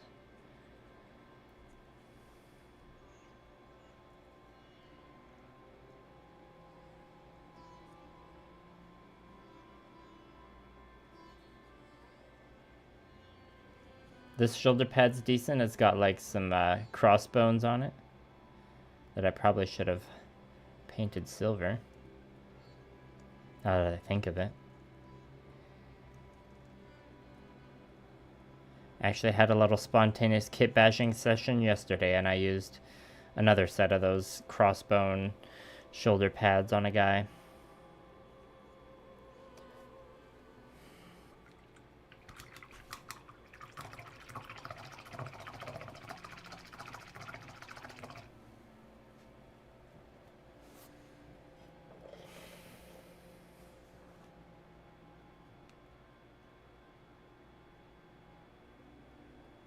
Also, you might have noticed from last stream I was painting the furry bits on the cloak also, like the gray-white combo. Oh, I just realized I forgot to paint this bit. I'm gonna have to go back to the palette for that after.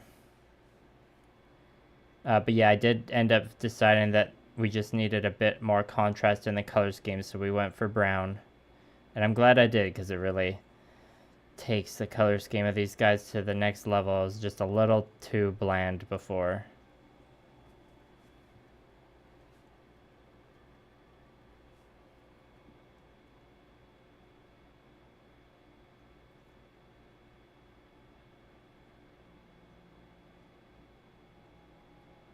This one also has the nice face shoulder pad.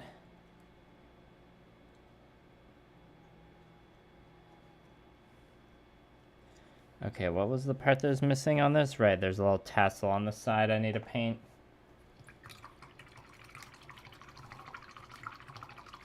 Oh yes, I've heard plenty about Trench Crusade. I'm not personally going to be playing it, but I'm very happy for everyone that is going to be playing it or is already playing it.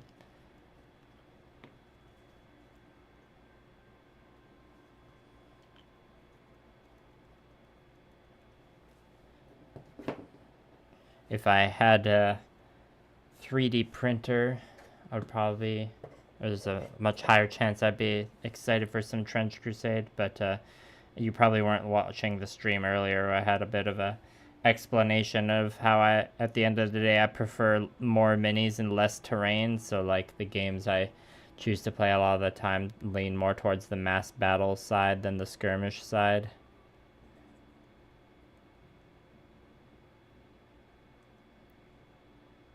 Trench Crusade is a, we were talking earlier about how Gundam assembles like have potential to shake up the tabletop gaming industry. I'd say Trench Crusade definitely shook it up a little bit, which is probably like good overall for the consumer side.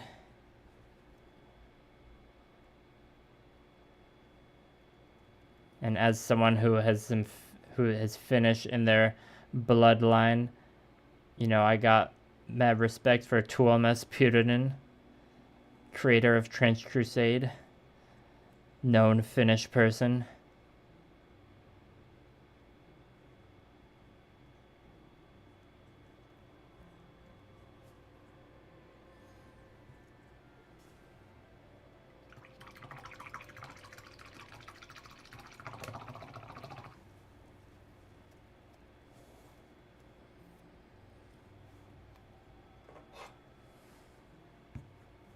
Yes, Robert, we've been over that too. But yes, if I heard about that within like less than half an hour after Bandai released their video. I happened to be on YouTube and it came up right away, and I was like, "Nunny." And then I was like, "It took you long enough. I've been doing this for 4 years." But you know, yeah, definitely excited about that. Hope it's a good game. So that's the TLDR of what my thoughts are right now, because we don't really know that much about it yet.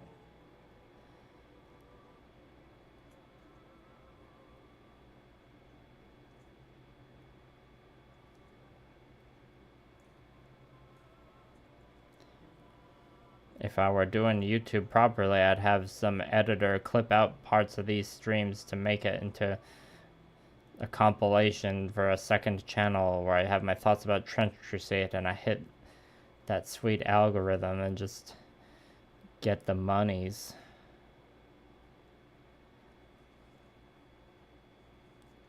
Am I right? I'm sorry, I don't know how long the mini was out of focus for there.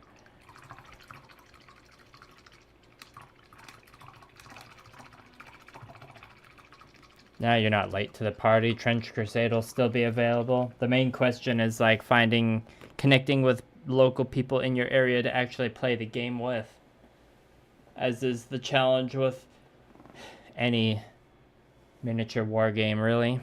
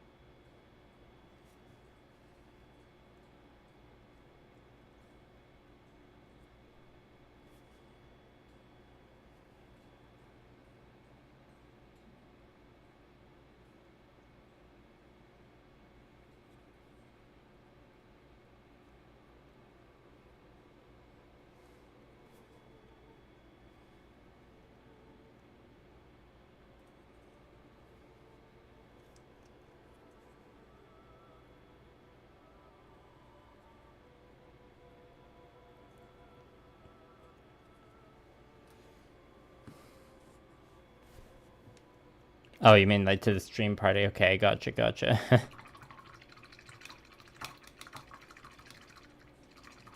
Oh, nice. That's exciting to hear, Robert. I wish you the best of luck in that. As someone who does like community organizing in their area for Conquest, it can be very rewarding.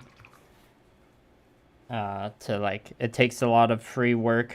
You know, you're doing like volunteer work on behalf of the company, but that's kind of like what makes any war game live or die. So it's like it's valiant work worth doing, and the reward is like getting to play more of the game yourself and see the joy and feel the joy on people's faces when you help facilitate them getting together to play the niche war game that they're super excited about.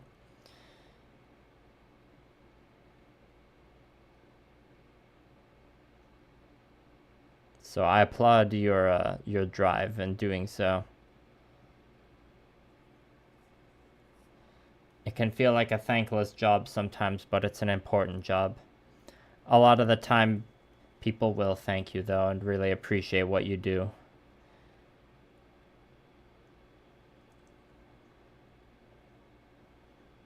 So you don't need to develop a martyr complex or anything over it.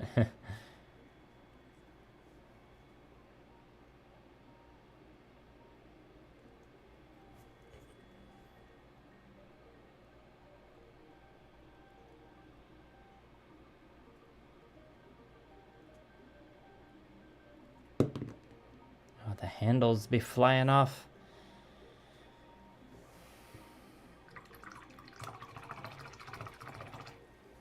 Am I a bad influence for getting you into miniatures games that better respect your time and money?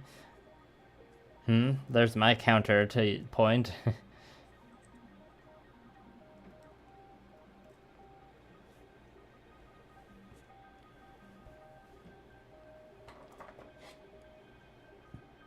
If I got you into Warhammer, it would be a lot less cost effective for you, I bet.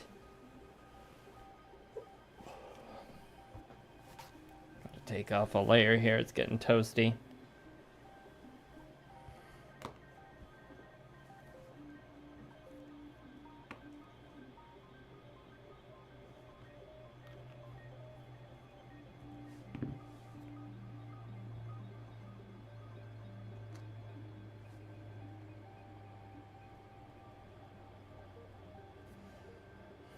Gotcha.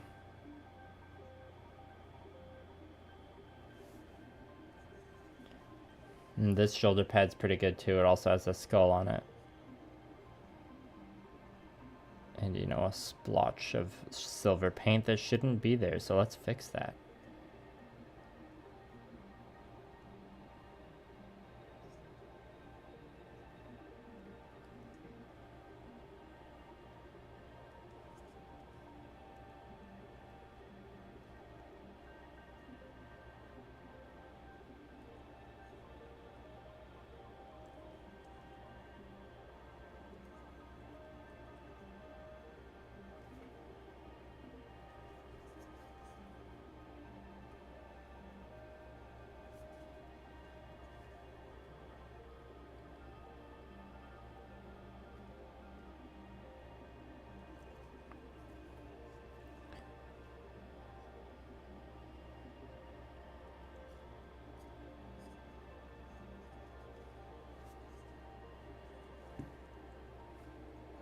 Just 3 more to touch up the gold on. I mean bronze.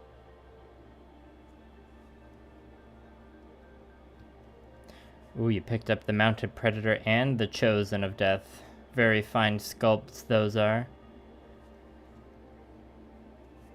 My main, I think, well, the army I've played the most out of my 3 factions is definitely Spires. But with the 100 Kingdoms update coming this week, that might change. I only just started playing Nords, so they're like probably in 3rd place in terms of like which one's got the most play time.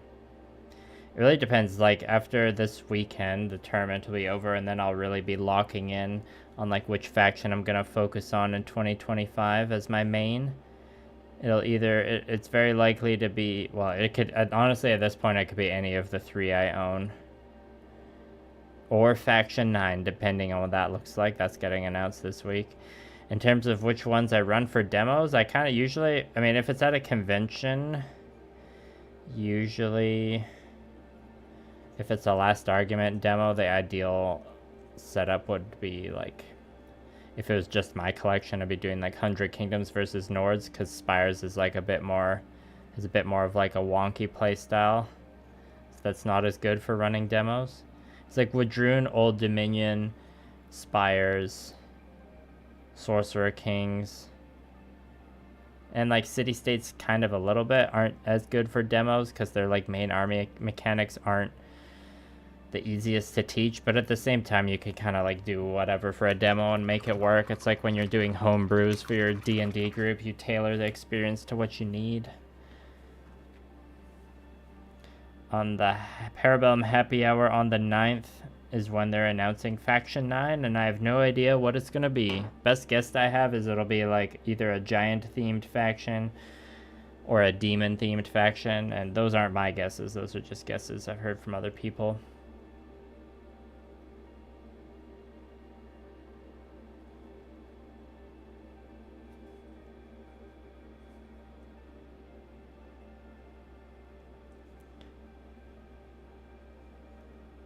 There's this rough stain I'm trying to fix on this guy's visor.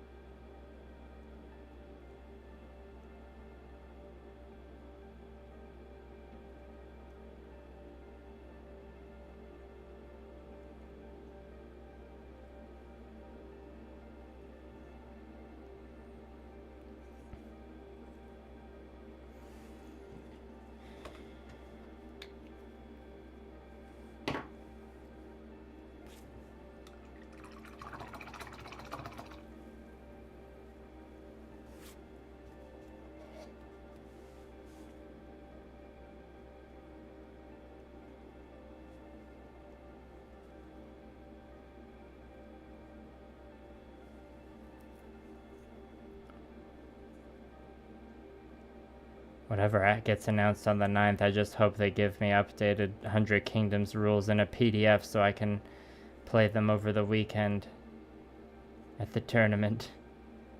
That's the main thing I want.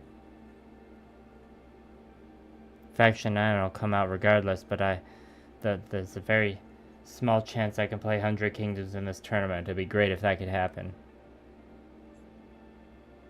I mean, I could play with them with the old rules technically if I wanted, but that won't be any fun.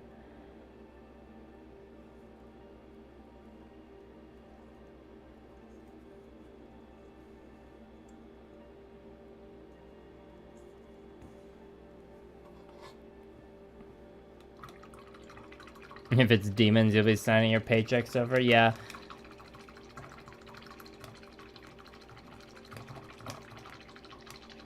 There definitely, if there's a current hole to be filled within the 8 existing factions, a faction that was like having demonic things is like their main thing, that would certainly, there's certainly a role there to be filled. There isn't like an army of dedicated giant stuff, but there's like armies that have a lot of giants or like big guys in them. So like in terms of balance wise, I think a demon faction would make a bit more sense.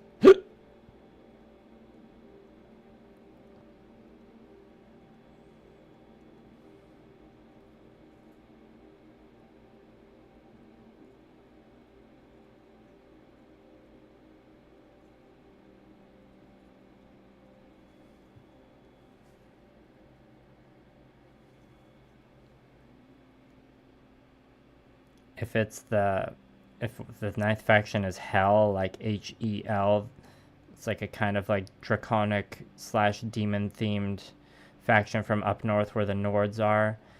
Very good chance that'll attack me right in the wallet. Or like all my Vanguard vouchers will go towards it at the earliest possible moment. Okay, gotta go back to the wet palette momentarily to fix a blue tassel that I neglected to paint earlier, and then just a bit of tidying up with a black, and then we're done. Great success. We're not out of the woods yet, though. I got one more batch I gotta try and finish before, like, well, I mean, realistically, I gotta finish it by Thursday so I can varnish and base on Friday.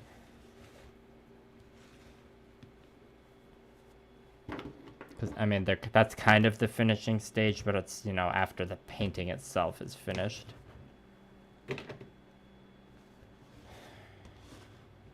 Probably need a little squirt of blue.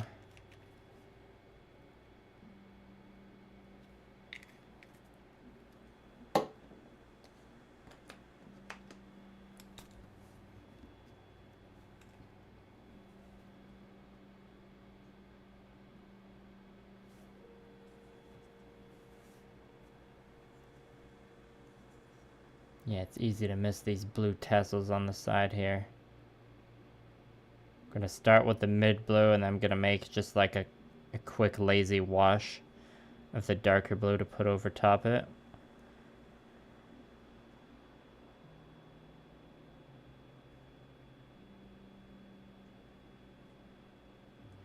Okay, just gonna let that dry now. In the meantime, let's put some black on here.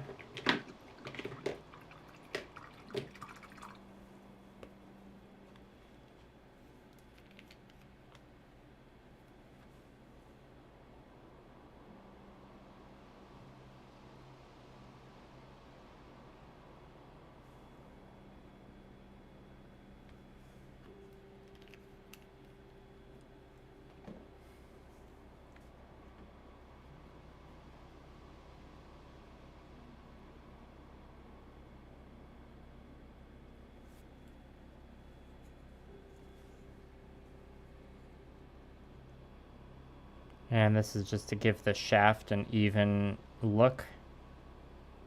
There's a couple shiny spots from when the armor wash spilled on, and you know, I'm sure a decent amount of the shafts had a few flecks of stray color hit them. during the process.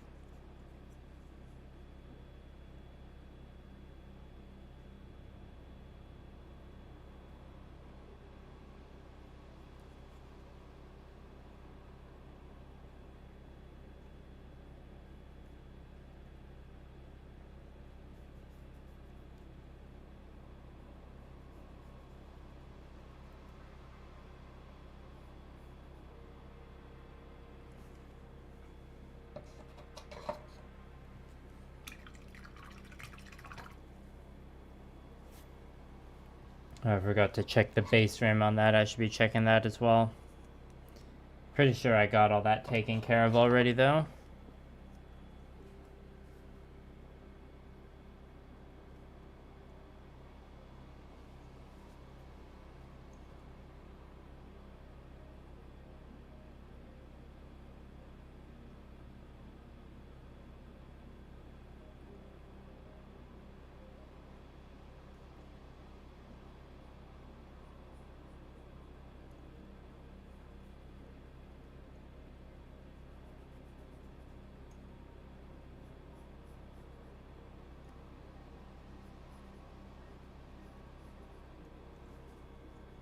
Actually, now I think I'll probably end up like doing a really late night painting session like Wednesday night. Not streaming, I'm just talking about like painting off camera, but like what, so I can get like be done Wednesday night with the brush perk, and then Thursday do all the varnishing, maybe some of the basing, and then Friday can just be finishing up the basing and packing for the tournament before I gotta work Friday night.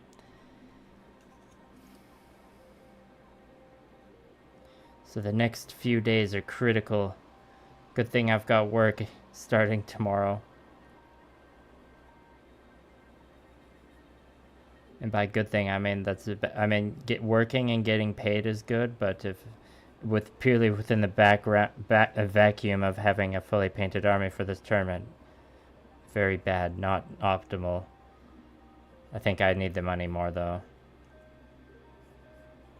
I won the best painted at a conquest tournament last year, so I'll just keep riding off that high.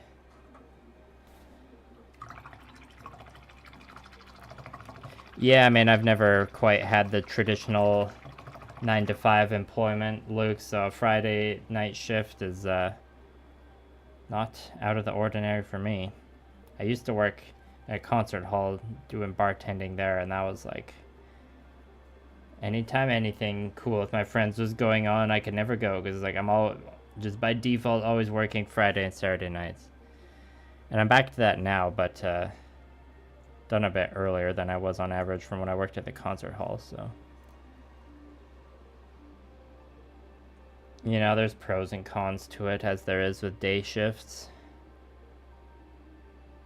I have some day shifts and some night shifts currently, and the schedule is fairly optimized in the sense I get like I can have a bit of a transition day. I don't have to like jarringly switch from a night sleep schedule to a morning sleep schedule or whatnot, or waking up early to waking up later, I guess you'd say.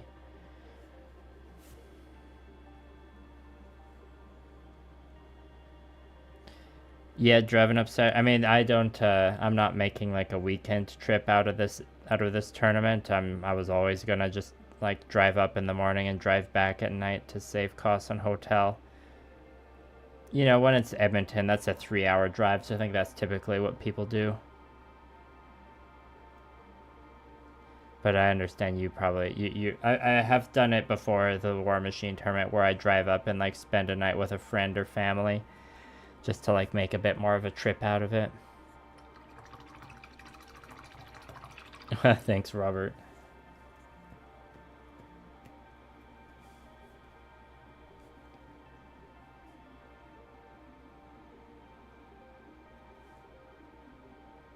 Fingers crossed that the roads aren't too bad this weekend. Are you driving up on Friday night? If you don't mind me asking, Luke. You don't have to tell me in this public forum, of course. Okay, we fixed that tassel. We Do need to tidy up the shaft here. Yeah, when you got family to stay with, you might as well make a weekend out of it. You don't want to get guilted by them if they find out after the fact. Be like, wait, you traveled up to our city to play in a wargaming tournament and you didn't say hi? What's wrong with you? Sorry, fam, I was just in the gamer zone. No thoughts of family, just conquesting the battlefields of Ea. You wouldn't understand. I want to go to Greece next fall, you see.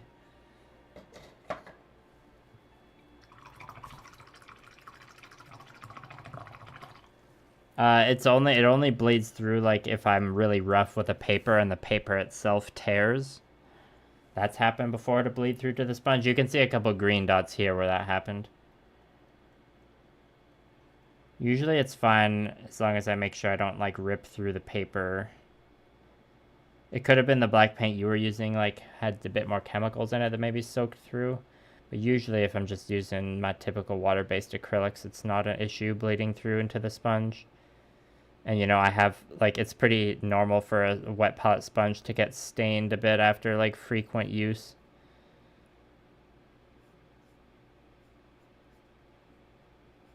So you don't need to like replace it necessarily if it's just a little stained.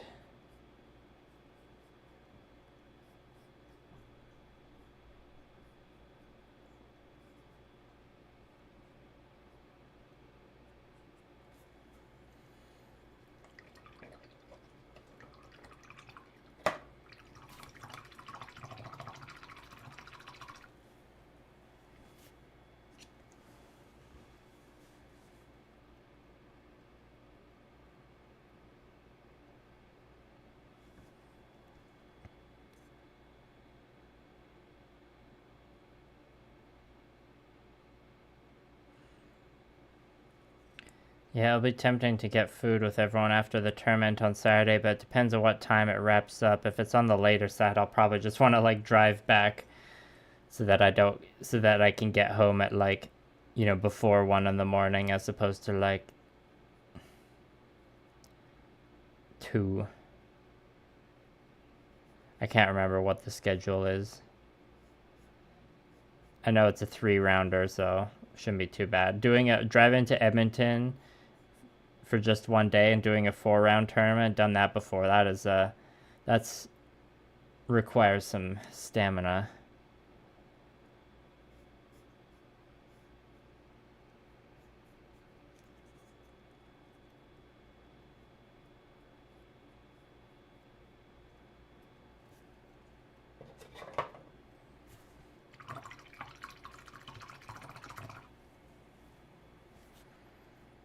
Only 6 shafts left.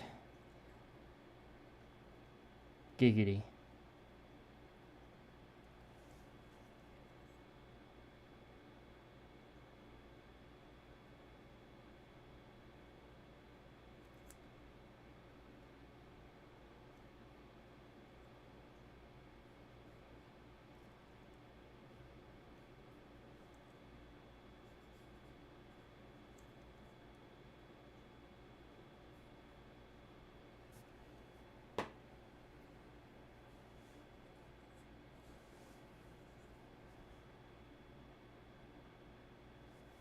I mean, yeah, I'm generally excited for more 2 days.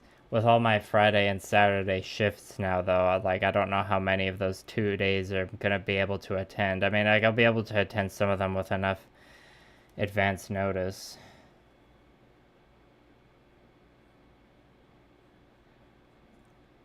I think there still needs to, like, we still need to, like, maintain the presence of 1-day 3-rounder events. Because I think there's a large chunk of people who just like will only ever want to do 1-day events, or like the prospect of a 2-day. Well, and for traveling out of town, the stars or the schedule really needs to align for like a 2-day tournament to even be feasible. Like Jeff was talking about doing a 2-day tournament in March sometime, and like It's only 2 weekends that could really work for me to be able to travel. And like one of them is a little dicey. So I think it'd be better to keep the 2-day tournaments for like the like less frequent, like more big of a deal kind of thing we can hype people up for. And then the more consistent tournaments can just be like 1-rounders. At least that's how I'm gonna approach hosting my events. And even like in terms of like booking events at the store, it's like much easier. And like this is at the store I work at, and I assume that it would be a pretty similar situation at other stores. It's like it's much easier to get space for 1 day than it is for 2 days.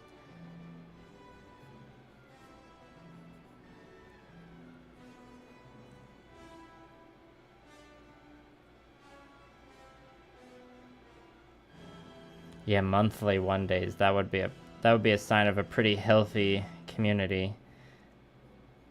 If there's at least one tournament happening every month.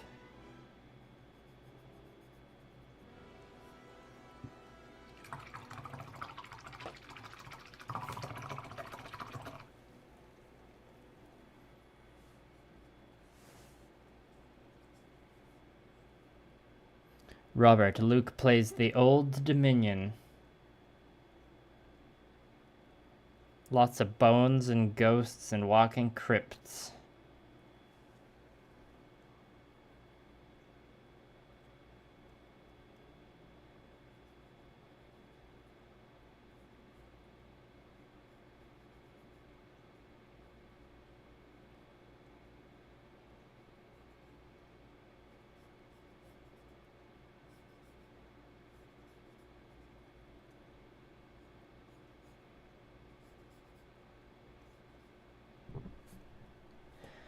Two left.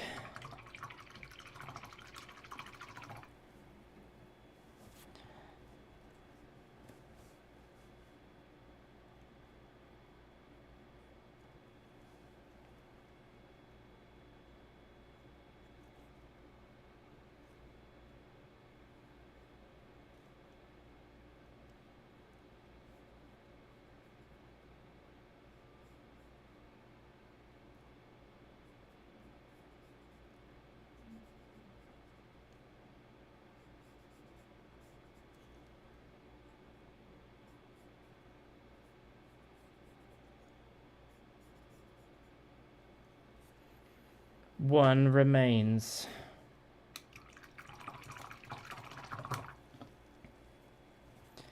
As I'm wrapping up the stream, I think I'm going to grab the next batch of models and just rack them up onto the painting handles so they're ready to go later.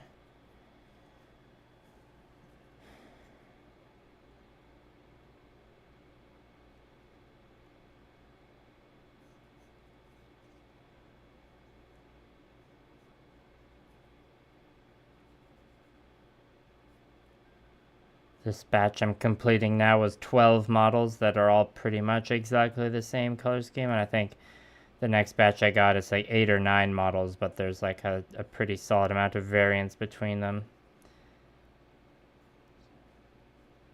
So that batch might overall last a bit longer, but I'm gonna have to do it in a more compressed time frame. Okay, that's it for the Household Guard. The grunts of the regiment, and as we still gotta paint the command. Let's just seal up the wet palette here. So if anyone has any last questions, comments, or super chats, or Ko-fi donations, now's the time.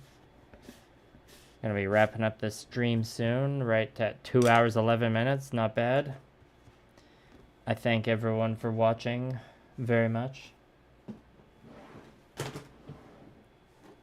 Just clearing some space on the desk here. Okay.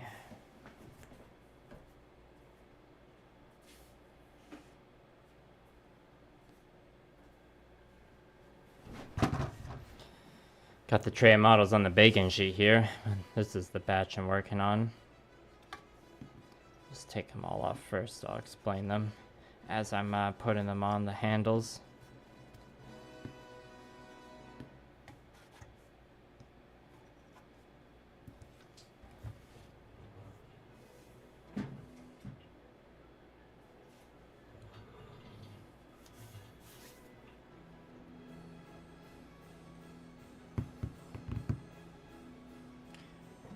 let's just bring these over here too.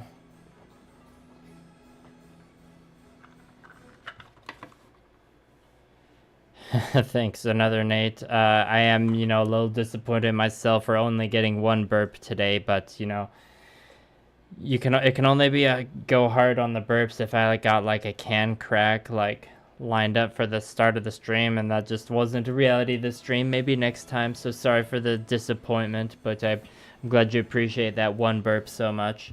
Also, Robert Jameson, thank you for the second super chat. Much appreciated.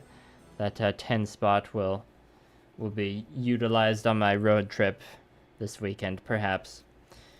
Anyways, as I'm gonna take some of these off their handles, put things on.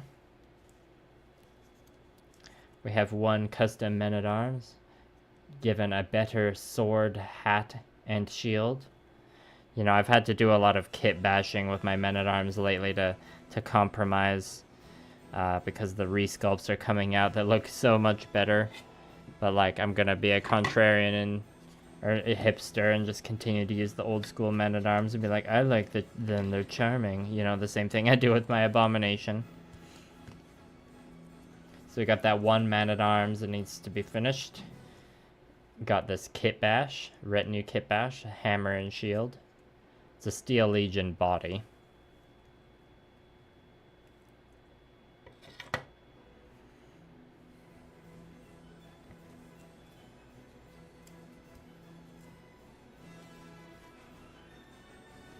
We have just a stray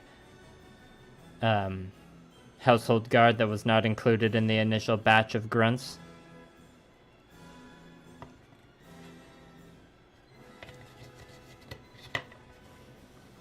But not totally alone, because we also have the household guard command. This is the leader model here. Got a fancier hat and halberd.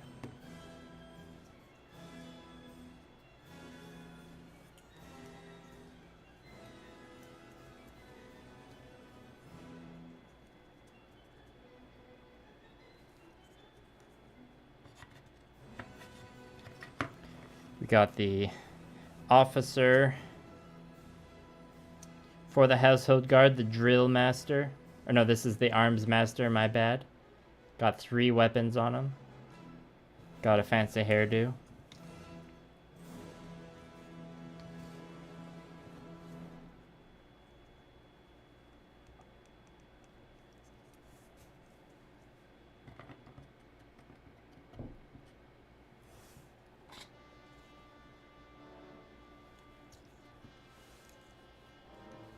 We got the infantry noble lord, inspired by Bran of Tarth.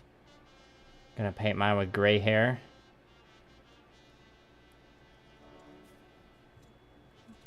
Big ass cape that is very billowing and flowing, and I am looking forward to painting.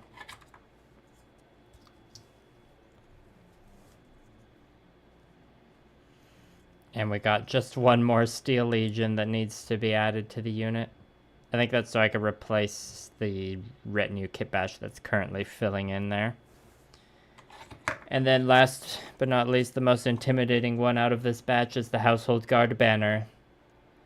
It's very big and it's got a lot of detail. It'll look cool though.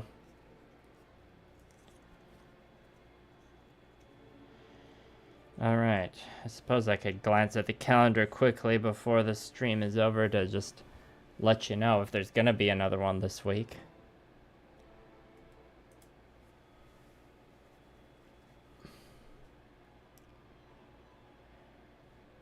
Say there's a slim chance of a stream Wednesday during the day, or even less chance Thursday. Yeah, so let's say maybe a Wednesday stream, but no promises. There'll be more streaming after this week though. And as usual, I'm going to be annoying and not have a schedule, because I just like to live chaotically sometimes like that. Alright, well thanks again for everyone who came and watched today, and thanks again for all the super chats. Much appreciated, goes a long way. And thanks for enjoying some Conquest content, and hope to see you again soon.